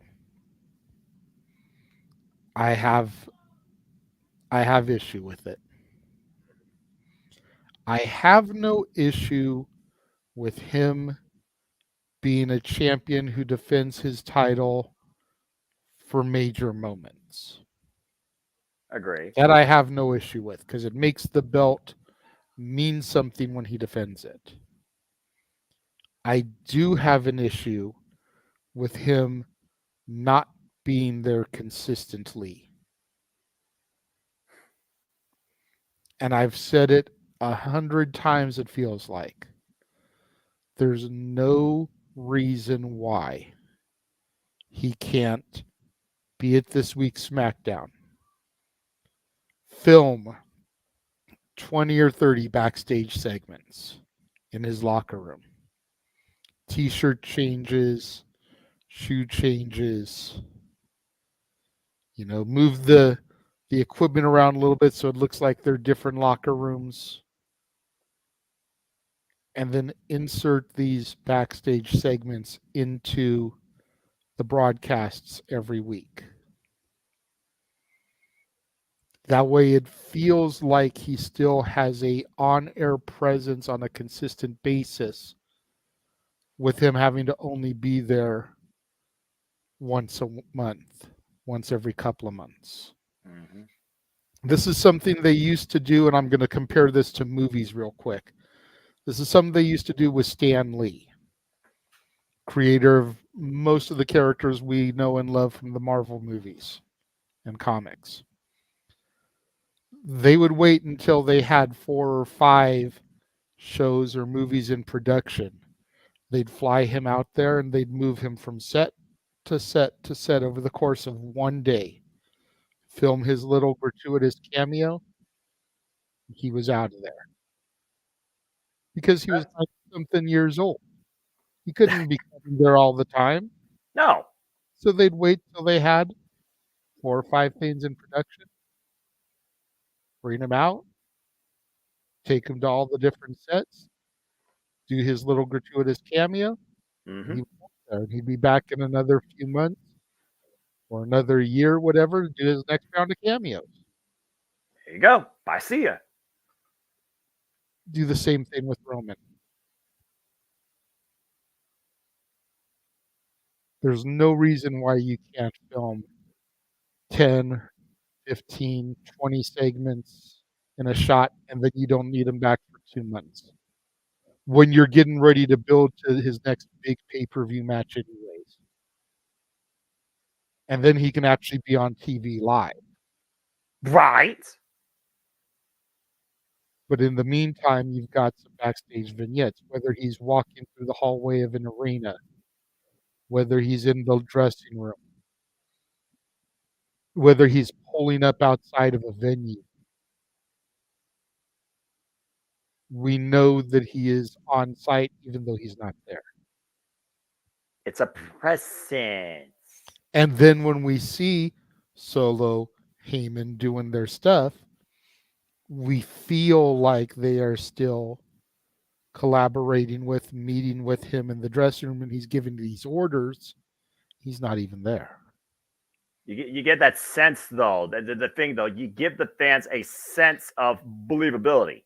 Exactly, because we know, those of us that have been following WWE long enough, we know that the know what they want at WrestleMania and they book backwards. Yep. We know that. This isn't a secret. I'm not exposing something that's never been out there in the ether. And it's not like you can keep anything a secret anymore in this age of connected social media anyway. So let's say, just for shits and giggles, that Roman's next match at the Rumble is supposed to be against AJ Styles. Yeah. Okay, hypothetical. Former world champion, he hasn't fought on this run yet. No. So he comes to SmackDown and he films, like I said, maybe 20 backstage segments leading to him versus AJ. And then once we get to the beginning of the year and the pre-tapes have ran their course, now he's showing up live on SmackDown. He's actually coming to the ring this time. And people are like, oh shit, he got tired of what was happening. He's actually coming out to address us, not realizing that he hasn't been there for 2 months. Suspension of disbelief. Absolutely. And then we really get the go home push promos to build towards him and AJ. AJ, the OC, Mia Yim, they can all still be doing their stuff live on SmackDown to make it seem like Roman is there. Mm-hmm. But like you said, that suspension of disbelief allows us to think he's there and he's really not, because we're still seeing him on our TV sets on a consistent basis. And with the Heyman, Solo, Jimmy presence that are still very prominent even when he's not on TV, Yeah. no reason to believe that he's not still giving marching orders. I believes he's the tribal chief himself, delusional hypocrite, but I digress. So you have a match with Jimmy and Solo versus Anderson and Gallows to kind of start to build towards stuff here. Mm-hmm.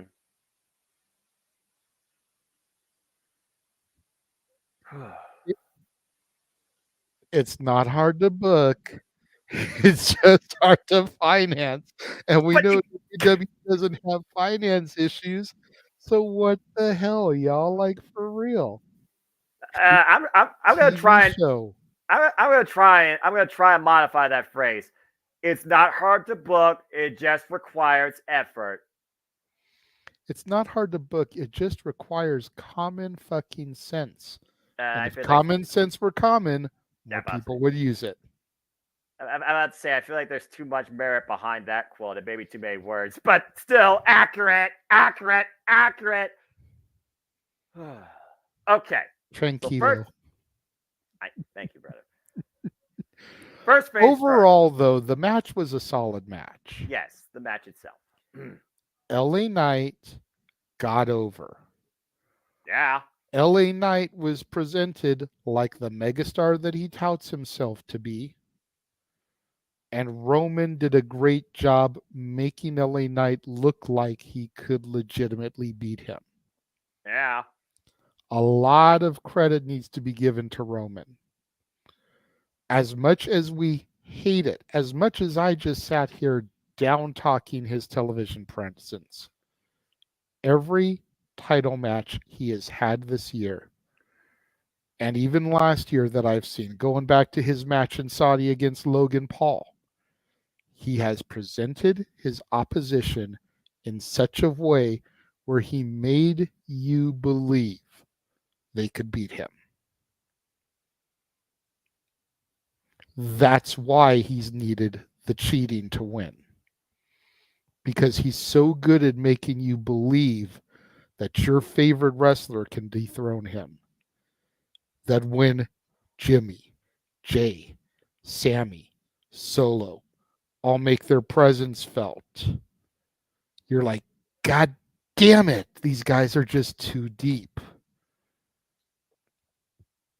I forget who made the point. I think it was Walter, our good buddy Walter. Check him out on Rage of Wrestling. So why doesn't the baby face go through a night taking out every single member of the bloodline. That way, when he gets to Roman in his match at the end of the night, they're laid out. They can't come and help him.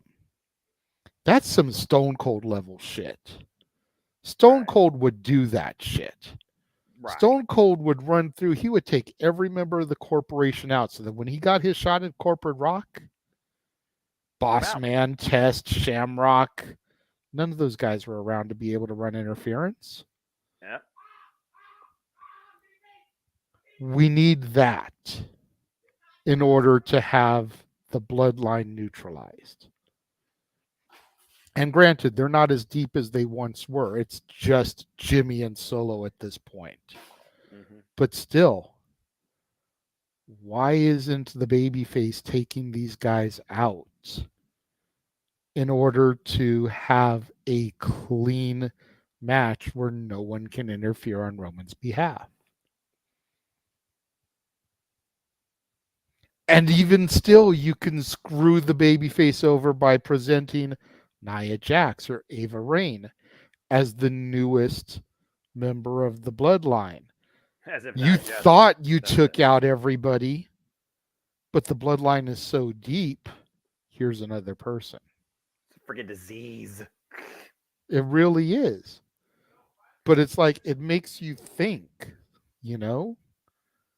If we can see this as fans, why can't creative see it and patch up these holes in the storytelling? Particularly Michael P.S. Hayes, because you knew he's heavily involved in every damn Roman Reigns match. The former Freebird, but I digress. I'm also going to say this for the record. Just bear with me. Because I understand what people say. A heel's supposed to cheat to win. Okay. Do they have to cheat the exact same way every time without originality and never get the win on their own? No. Hello. I'm They, waiting for you to pick up the phone and they disagree with me, otherwise, people. All right. great heels always found new ways to overcome. Great And, heels always found new ways to overcome. and it's the You know? same old sad song, not same song, great song by the Four Tops. The same never ending story, track on repeat, same shit, different day, license plate quote with Roman Reigns' match. The execution might vary at times where you're watching cinema, but the ending is still dog shit, repeat. Where you might as well be watching Fast and Furious franchise over and over again, just hoping for a different car to explode. That being said, yes, LA Knight, he had the spot. Again, he can't, I'm not lying. He watched everything. He admitted it on open mic night. Ghost in the Shell, he did it twice. Anyway, yeah, okay. So let me go ahead and talk a little bit about each thing here. Starting with the match itself. LA Knight, first ever. I definitely agree it won't be last. He was made a star. He was portrayed as such a star. Over like Rover with the crowd. The entire freaking Redod whatever attendance there had yes signs. They were with LA Knight. Yeah. Okay, good. He had that connection. He had that presentation. He had that confidence. He had that mega star power. He had that believability where you want him to be champion, and he could be champion. Roman Reigns does what he always do, and this is what I'm going to say. I don't care if it pisses people off. It's like Aaron Riff said when he watched it live, and I was there live too. Sometimes the Roman Reigns, not just long 10-minute entrance, but the pacing of the match to tell the story can be a little bit longer than needed and found boring. You need to keep the excitement there. And I think that's Roman Reigns' toughest challenge. Not just finding a different way to the finish, because I don't think he creatively books the finishes. There's no way in hell he does that. I think he needs to find a different way to literally tell the tale throughout to keep everybody engaged, to keep them entertained. Was he getting that crowd heat reaction when he went out there at times? Yes. Was he getting LA Knight a bit riled up at times? Yes. Was LA Knight getting at Roman Reigns at times? Yes. But I do think it goes a lot longer than need be. And then you get to the inevitable ref bump or the interference spot with somebody coming in out of nowhere, maybe in a hoodie, maybe in a red suit, maybe Solo Sikoa coming down the entranceway, being blocked by officials. Same old ACB variable. Hell, Paul Heyman got involved one point and got F5 for his troubles by Brock Lesnar. And the only reason he did that was legal. That was last man standing. We need to see something different with Roman Reigns' run before, if not already, it has gone too long in everybody's eyes. As a simple man and lifelong fan of professional wrestling, damn it, I'm not going to play the game of this person had more matches than Roman Reigns, because if I did that, I would be with you guys for another hour because I look at all things wrestling, and I could give you 250 different names, not just in WWE, that are champions also, then and now. But I digress. Tranquilo. I'm fine. Everything's fine. Very nice, very evil, very Yes, nice, yes, very yes, evil. very nice. And Danhausen returns, I believe, this week. Should be very entertaining. Anyway, the future's unknown for LA Knight. Did they strap him into hyperdrive and put him in this spot too soon? I think that's everyone's biggest concern when it comes to LA Knight. With Roman, they just want to see something different. I don't think it's even about necessarily the championship. At this point, we've already talked about how WWE titles at this point are props with a big W in the middle of them. There's no originality. It's the selling of the brand itself, all right? They just want to see somebody else in that spot because no matter how you cut it, what this means is SmackDown does not have that top weekly presence there to push forward the show and the locker room. Counterpoint, Seth freaking Rollins literally gave Sami Zayn a match last Monday Night Raw to your case and has been the presence, the focus, the top guy to sought after and realistically can try and go after on Monday Night Raw on a weekly basis. It's one thing to be the champion. It's another thing to present yourself as the champion. It's another thing to raise the value of your championship and how you do it. I can understand him not defending it only on the 4 PLEs. I can understand him being as a presence in the main event of the big 4 PLEs with the championship, maybe sometimes as accessory, case point Survivor Series War Games. But you're fucking telling me that he possibly will not be defending this title Survivor Series. Nay, he will not be a freaking aware presence on the SmackDown brand to be confronted verbally or physically against since Royal Rumble. That right there is nothing but a freaking diamond dollar Walmart wearing suit man content with the profits of WWE without pushing forward their roster because they got what they need in a freaking money machine figurehead that doesn't have to be there. That is utter bullshit. Now, I know what people will say, though, like you said, with Roman Reigns maybe not being there, maybe it means people like Sami Zayn, like Cody Rhodes, like LA Knight, like AJ Styles can take that spot and prove their worth to maybe be in the ring at the same time when the time beats.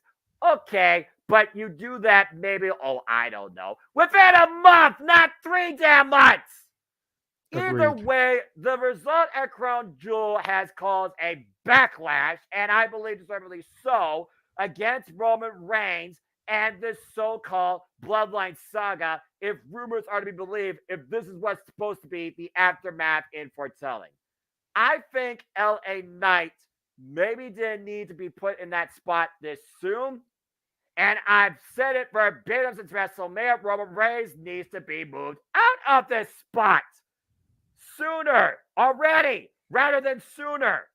I don't know what the future holds, but this right here is another reason why I always find myself pissed off and pushed away from the WWE product. And until something truly changes my mind to think differently, Because I don't give a fuck about your 8 to 9 digit figure that you got with this guy as your fucking figurehead when the SmackDown product on screen is floundering without a top showcase on a weekly basis. Tell me when I'm telling lies, you content damn fools with Fox that now Fox gets rid of the show. You need to make stars. You can't keep relying on the same old story. Control C, Control V, and expect a different outcome. The definition of insanity is doing the same thing over and over again, hoping for a different result. If you really think that Cody Rhodes finishing the story at WrestleMania 1 year later, when Roman Reigns was already pinned by Jey Uso, when Roman Reigns has already been overcome by Kevin Owens and Sami Zayn, and truth be told, tag team encounters, proves vulnerability. When everybody thought Cody Rhodes should have already finished the story at WrestleMania 39 based on what was being put in on the marquee into the storytelling. But in a torn Paturma, fuck that. Doesn't matter. It really doesn't matter when you look at the aftermath. When Cody Rhodes is relegated to tag team wars and Sami Zayn plays freaking accessory and Jey Uso goes from main event to tag team champion once again back to this whole multi-man scenario. Now you expect me to believe they actually got something bright ahead for LA Knight after we fed him to the wolves? No. No. Until Roman Reigns loses that title and that spot, I'm not watching SmackDown because I don't believe SmackDown has a direction. I don't.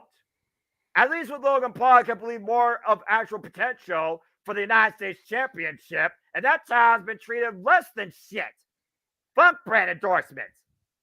You need to do something different before the fucking Royal Rumble. And you damn sure need to do something with Roman Reigns and Survivor Series to hold any merit with your product. And I hope LA Knight isn't fucked over for this. Either way, the match was what the match was.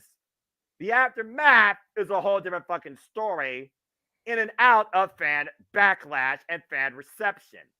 Business-wise, every bigwig top 1% that holds down America, not named Donald Trump, is thriving right now more than a freaking skinny prom girl on prom nights. Good for fucking them. That don't mean jack shit to me. Breathe, Noah, breathe. I'm fine. Tranquilo. I'm fine. And I do have to point out, not to ruffle your feathers anymore, but botch, because Friday Night Wars are November 17th, and you will not only be watching SmackDown, but you'll be calling the action as well.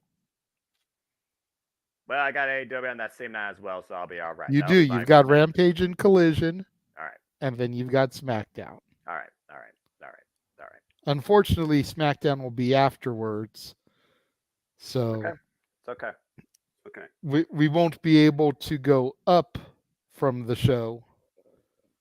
We'll only be able to come down. So you know what? I need a. You know, it's like, you know, you go on the roller coaster. You get that adrenaline in your soul. You get that adrenaline rush. You get it out of your system, and as soon as it dies, you're like, fuck no, I'll be in the freaking food hall. Thank you. So the way I see it, I get my absolute crazy insanity out, and then I'm just cooled down enough to pace through SmackDown and talk bullshit about Pizza Hut and Arby's during commercial breaks, and maybe flow from Progressive. So there you go. But bottom line, SmackDown. While I may be talking shit during Collision, because it seems like 60% of that show lately has been squash matches with no real merit for anything. Yeah, I'm just going, and I'm going to say this right now before people get on the line with your mark. Hey, newsflash, you fucking idiots. You're all fucking marked for something. Whether you're a mark for your own self and your own damn Twitter, or a mark for a single superstar, or a mark for the biggest business purpose, you're all marks. We're all marks. Everyone's a fucking mark. How big is your mark? Bigger than an exclamation mark? Shut the fuck up and get a damn life. Well then. Bottom line, SmackDown, do something fucking different. Wrestling industry, do something greater with the talent you have across your whole roster. Top 1%, fuck off and fall off the edge of the earth. I'm getting rowdy, Noah, tonight. Hey. Hopefully there are better things for LA Knight ahead. That's all I got to say about that. And I'm still I'm sure there will be. I'm sure there will be. You know, honestly, I hate to see the step down here, but I would kind of like to see LA Knight be the person to dethrone Logan Paul. It'd be an interesting confrontation from a promo standpoint. You said yourself, from Logan Paul and the United States Championship, the way these matches could come about could also be unique. Who's to say that Logan Paul won't have LA Knight on his impulsive show, which he doesn't really do in WWE? He did it once, I guess, so they could do it there too. But you got the Grayson Waller effect. That's the most dominant show on SmackDown. It's one of those things where I could see LA Knight's aftermath being he's on the show, he talks about what he did, he hung with Roman Reigns. He had him won, so that fucking hypocrite Jimmy Uso cost him, and he didn't take him out. And at the end of the day, he wasn't able to overcome the odds, but he had Roman Reigns' number. He just failed to hit the jackpot. Yeah, so that's how you maybe build another program. Now, whether or not it's for the United States Championship or a program like Grayson Waller versus LA Knight, or you somehow figure out a way to do Logan Paul, LA Knight, Grayson Waller, Kevin Owens, all in the Hall of Fame. Maybe they do like a crazy fatal four-way or some nonsense like that, like they did with the Intercontinental Championship with Miz, Cesaro, Kevin Owens, and Sami Zayn, Extreme Rules. The only match that mattered to me that night. That was a damn good match. I could see that, you know. I could see that, but that still all remains to be seen. The bottom line to take away from this match, something needs to fucking give with the bloodline, particularly, and Roman Reigns. That's fair. Well, and I will not argue you on your point as much as I do enjoy, for the most part, the presentation of our tribal chief. The Bloodline storyline has been captivating television for the better part of my return to pro wrestling fandom. I am getting tired of Roman as champion. I understood why Cody didn't win it at Mania, but I think he should have lost it to somebody since then. I don't think he needs to hold it until Mania 40, and I damn sure don't think he needs to hold it till SummerSlam next year or whatever it is to break Hogan's record. oh God. This isn't the 60s.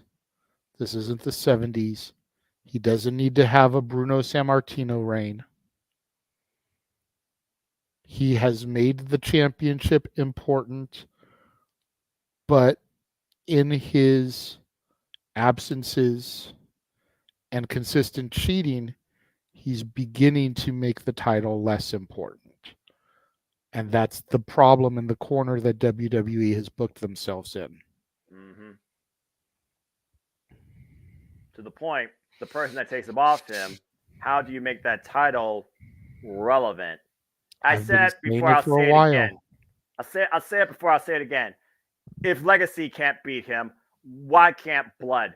You literally talked about the saga that began the fucking bloodline in the first place. Jey Uso was the man to pin him. Jey Uso was the man to fall in line. Jey Uso was the man to challenge him what should have been tribal combat. And they didn't even give it to Jey. In fact, they split Jimmy and Jey. Why? Why? Here's why. Because dummy don't make no fucking sense. Anyway, someone's got to give it for 2024. And it damn sure better be teased that Survivor Series. Because I've had enough of this shit. There we go. Well, that being said, I don't even know what to say on top of that. I feel like your diatribe and your verbiage said everything. Well, I agree with what Emmanuel said. You know, coming off of Hard to Kill, I'm going to give Impact a chance. TNA. If that's TNA Impact, it's still going to be called The Show, damn it. The show is still going to be called Impact. Don't correct me. I got you. Coming off of Hard to Kill, I'm going to give TNA Impact a chance. And if I like what I see, then it very well may be a Friday edition to For the Love of Wrestling where I'm covering that as well. All the wrestling, all the wrestling, all the wrestling, all the professional, keyword, professional wrestling, damn it! And sports entertainment. But we digress. You're damn right, I digress. With that being Josh, said, I'm going to do what I can. I've been going through the archives trying to find clips that are worthy of New Year's Eve. I don't want it to just be an entire 4-hour clip show either. about to say, JJ, first off, don't overwork yourself on that, man. Secondly, there are some things you just gotta keep the people wanting more and wondering. Not everything needs to be clipped. You say to yourself, you never know what might happen open mic night. Well, folks, you never know what might be said when we talk to you on a simple take or city predicting too. But that being said, before we bid y'all adieu, JJ, as we always do, we finally reached the end of this wild and very fun conversation as always. But what is your final take of Crown Jewel? All in all, I thought Crown Jewel was a great show. You know, when I first got back into this, it was country redacted. We weren't even calling it Saudi Arabia. Correct. And just to see how that has changed in the almost 2 years that I've been back as a fan speaks volumes on the presentation and the success of these Saudi shows. You know, I think that they did great things over there. I still love the fact that Logan Paul is my US champion. Little bit of interesting fact, Rey Mysterio's title reign was the first US title reign to both begin and end outside of the US. He won the title in Canada on an episode of SmackDown, lost the title in Saudi Arabia. Huh. I mean, damn, the Hall of Famer's still creating history. Go figure. So it was a good show. I would say that it was a solid A minus, even with Roman being Roman. That's I think that the show more than made up for that. And at the end of the day, I know Percy was just smiling down on his boy in the main event, challenging for the title. That's fair. I'm going to say B+, because again, the presentation with Cody Rhodes and Damian Priest was really rocky based on where it was on that card. I'm very happy to see Kairi Sane back, especially alongside Io Sky, Stardom represent. I'm also very happy to see the United States Championship now with a different direction that makes sense for what could be its very unique presentation and how challengers, both in and out of WWE, could definitely come to be. If nothing else, it means the U.S. title will be showcased more and have more challengers. And honestly, with Logan Paul, this actually makes a lot of sense. And I'm sure he's going to heavily endorse it by Prime. He might make a commercial with it. Who knows? Also, Seth Rollins, Drew McIntyre, great opening match. Drew McIntyre, future is very unknown for him. The showcase with the women, especially how far that country's gone politically, was a very nice note to see.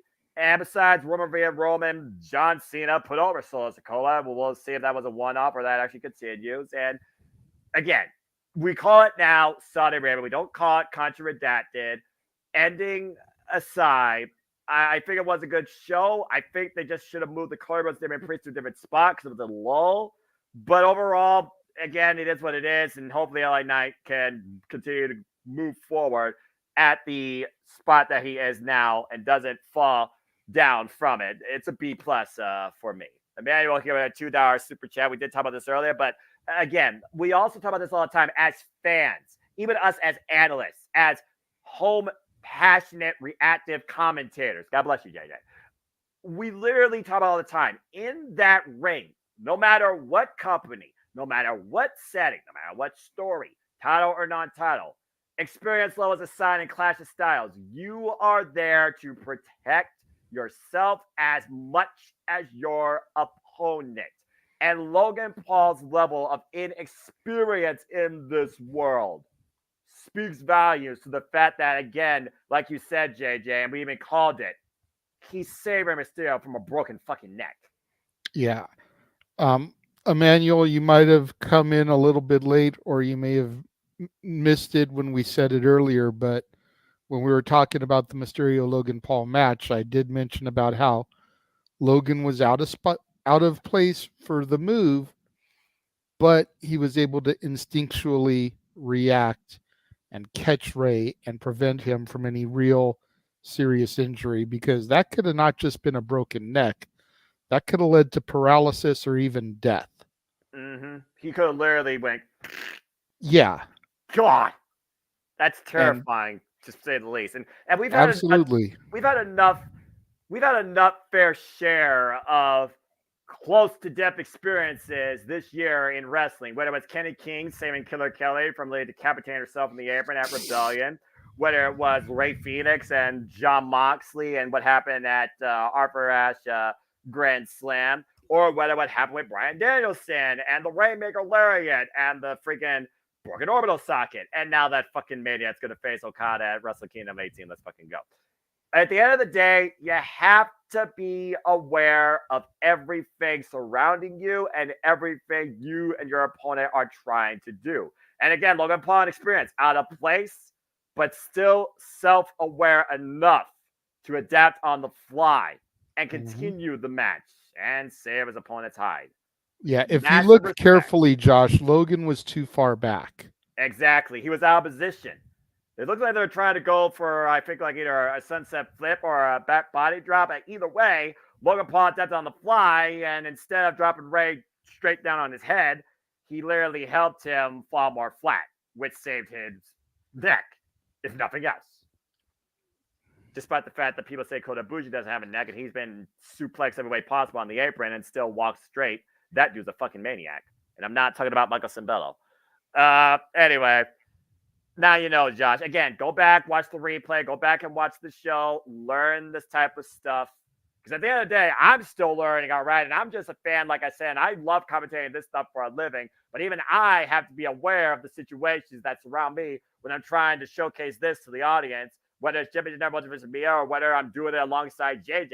That's part of my directive in what I choose to do on YouTube. It's as simple as that. And it's also as simple as this. When we say thank you all for tuning into another Simple Take, we always appreciate y'all's fanship. We always appreciate y'all's comments, your reactions, your thoughts, and the super chats. It's been a whole lot of fun, and we went the usual pace. And JJ has been a whole lot of fun, too. And for once, we got a nice, simple week ahead, okay? We're just going to do like some on-demand stuff, which I know you'll talk about this week, and I'm sure we'll talk further planning as the week progresses, too. But in the meantime, is there anything else you want to plug and promote?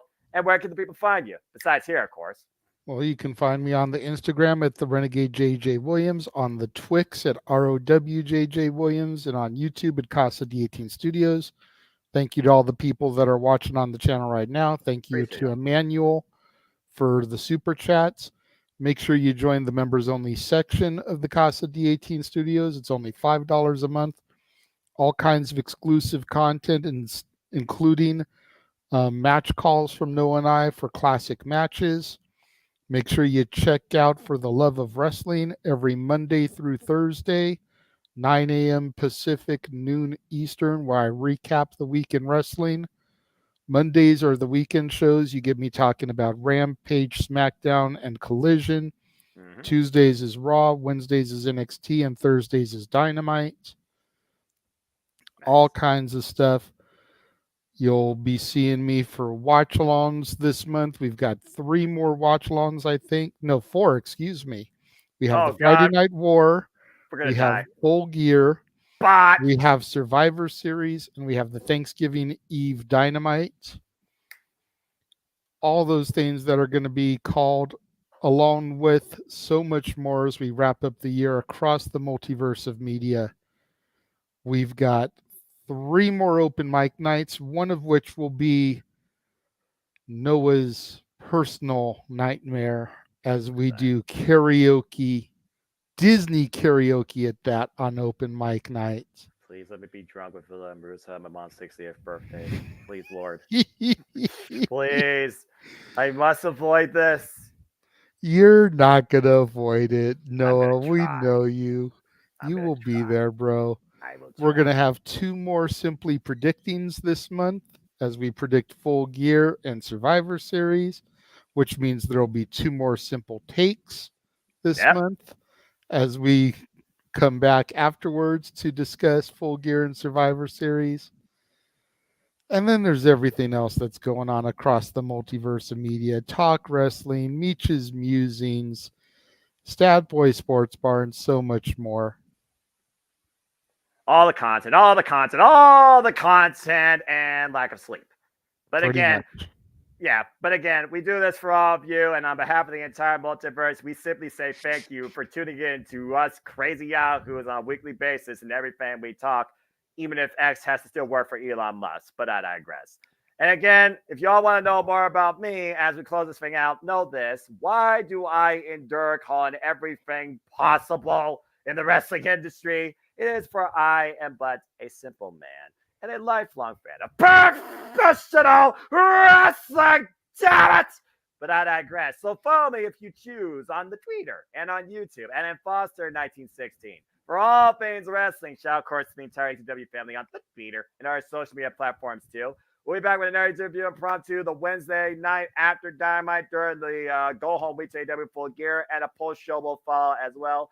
Well, my friend America Jay continues to prove that Jay is worth more than gold. Wish you all the best, my friend. Cheers to you across the pond. Follow me on the Twitter to keep up with all the leagues, all the forums, a simple hello, and whatever else might be going on in the multiverse of media too.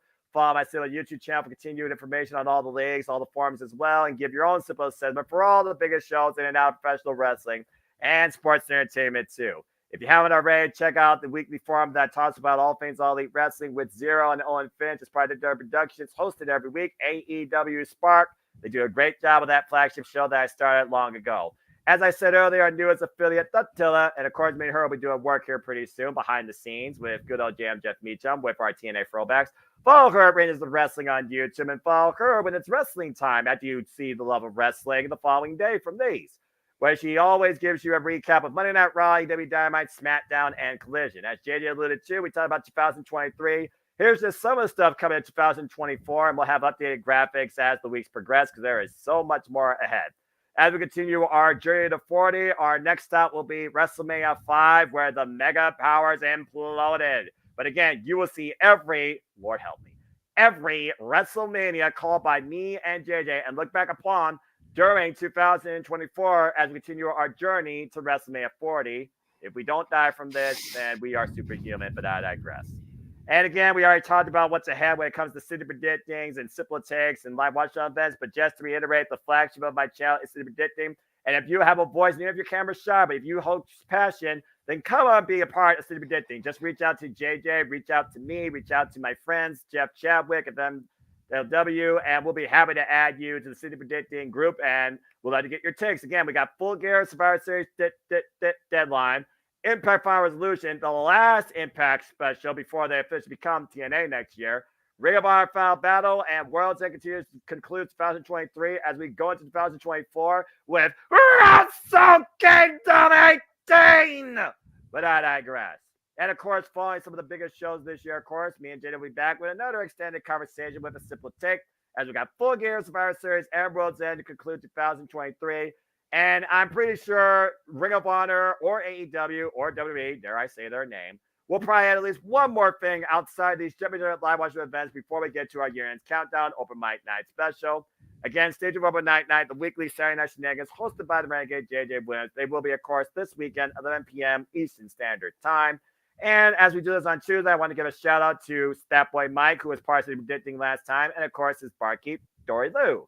Our barkeeps at Statboy Sports Bar that always talks all things sports with some professional wrestling too. So pull up a bar stool, hop on in, and enjoy the conversation when you can, but I digress. And that's some of the stuff happening across the championship multiverse media and affiliates and what we do here too. But as always, let it conclude, there are no winners, there are no losers, there are no betters. Just fans who have opinions for this passion we all share. So at the end of the day, folks, support one another, respect each other, protect your mentality too, treasure your families, and just enjoy life and enjoy professional wrestling. It is truly as simple as that. But with that being said, thank you so much once again for tuning in. Please like, subscribe, comment, and tell a friend. Hit the bell as the video goes live on demand on either of these channels or any of the channels here at the Jet Vision Network. multiverse of media. Hit the subscribe button, help us keep growing our YouTube communities. Become a member today. Give this man a super sticker. Show him some love, if you will. And thank you for those that super chat tonight.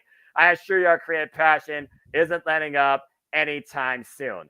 So until next time, when you will see at least the two of us on screen, along with others too, we'll see you this week on Purple Mic Night, and we'll see you next time for Cindy Predicting with AEW Full Gear. So until then, and definitely Emmanuel, I will keep you posted as me and JJ will make the times official for those Cindy Predictings in the near future too. As King Mike echoes my sentiments, everybody saying all the wrestling. That's what we're about here, all the wrestling and sports entertainment. But until then, enjoy your Tuesday night. Make a positive impact in life and have a good night. And thank you for tuning in to our simple take of WWE Crown Jewel. Have a good night, folks. Stay safe, y'all. And don't stop it. Damn it, WWE. But I digress. Tranquilo. I'm fine. Everything's fine.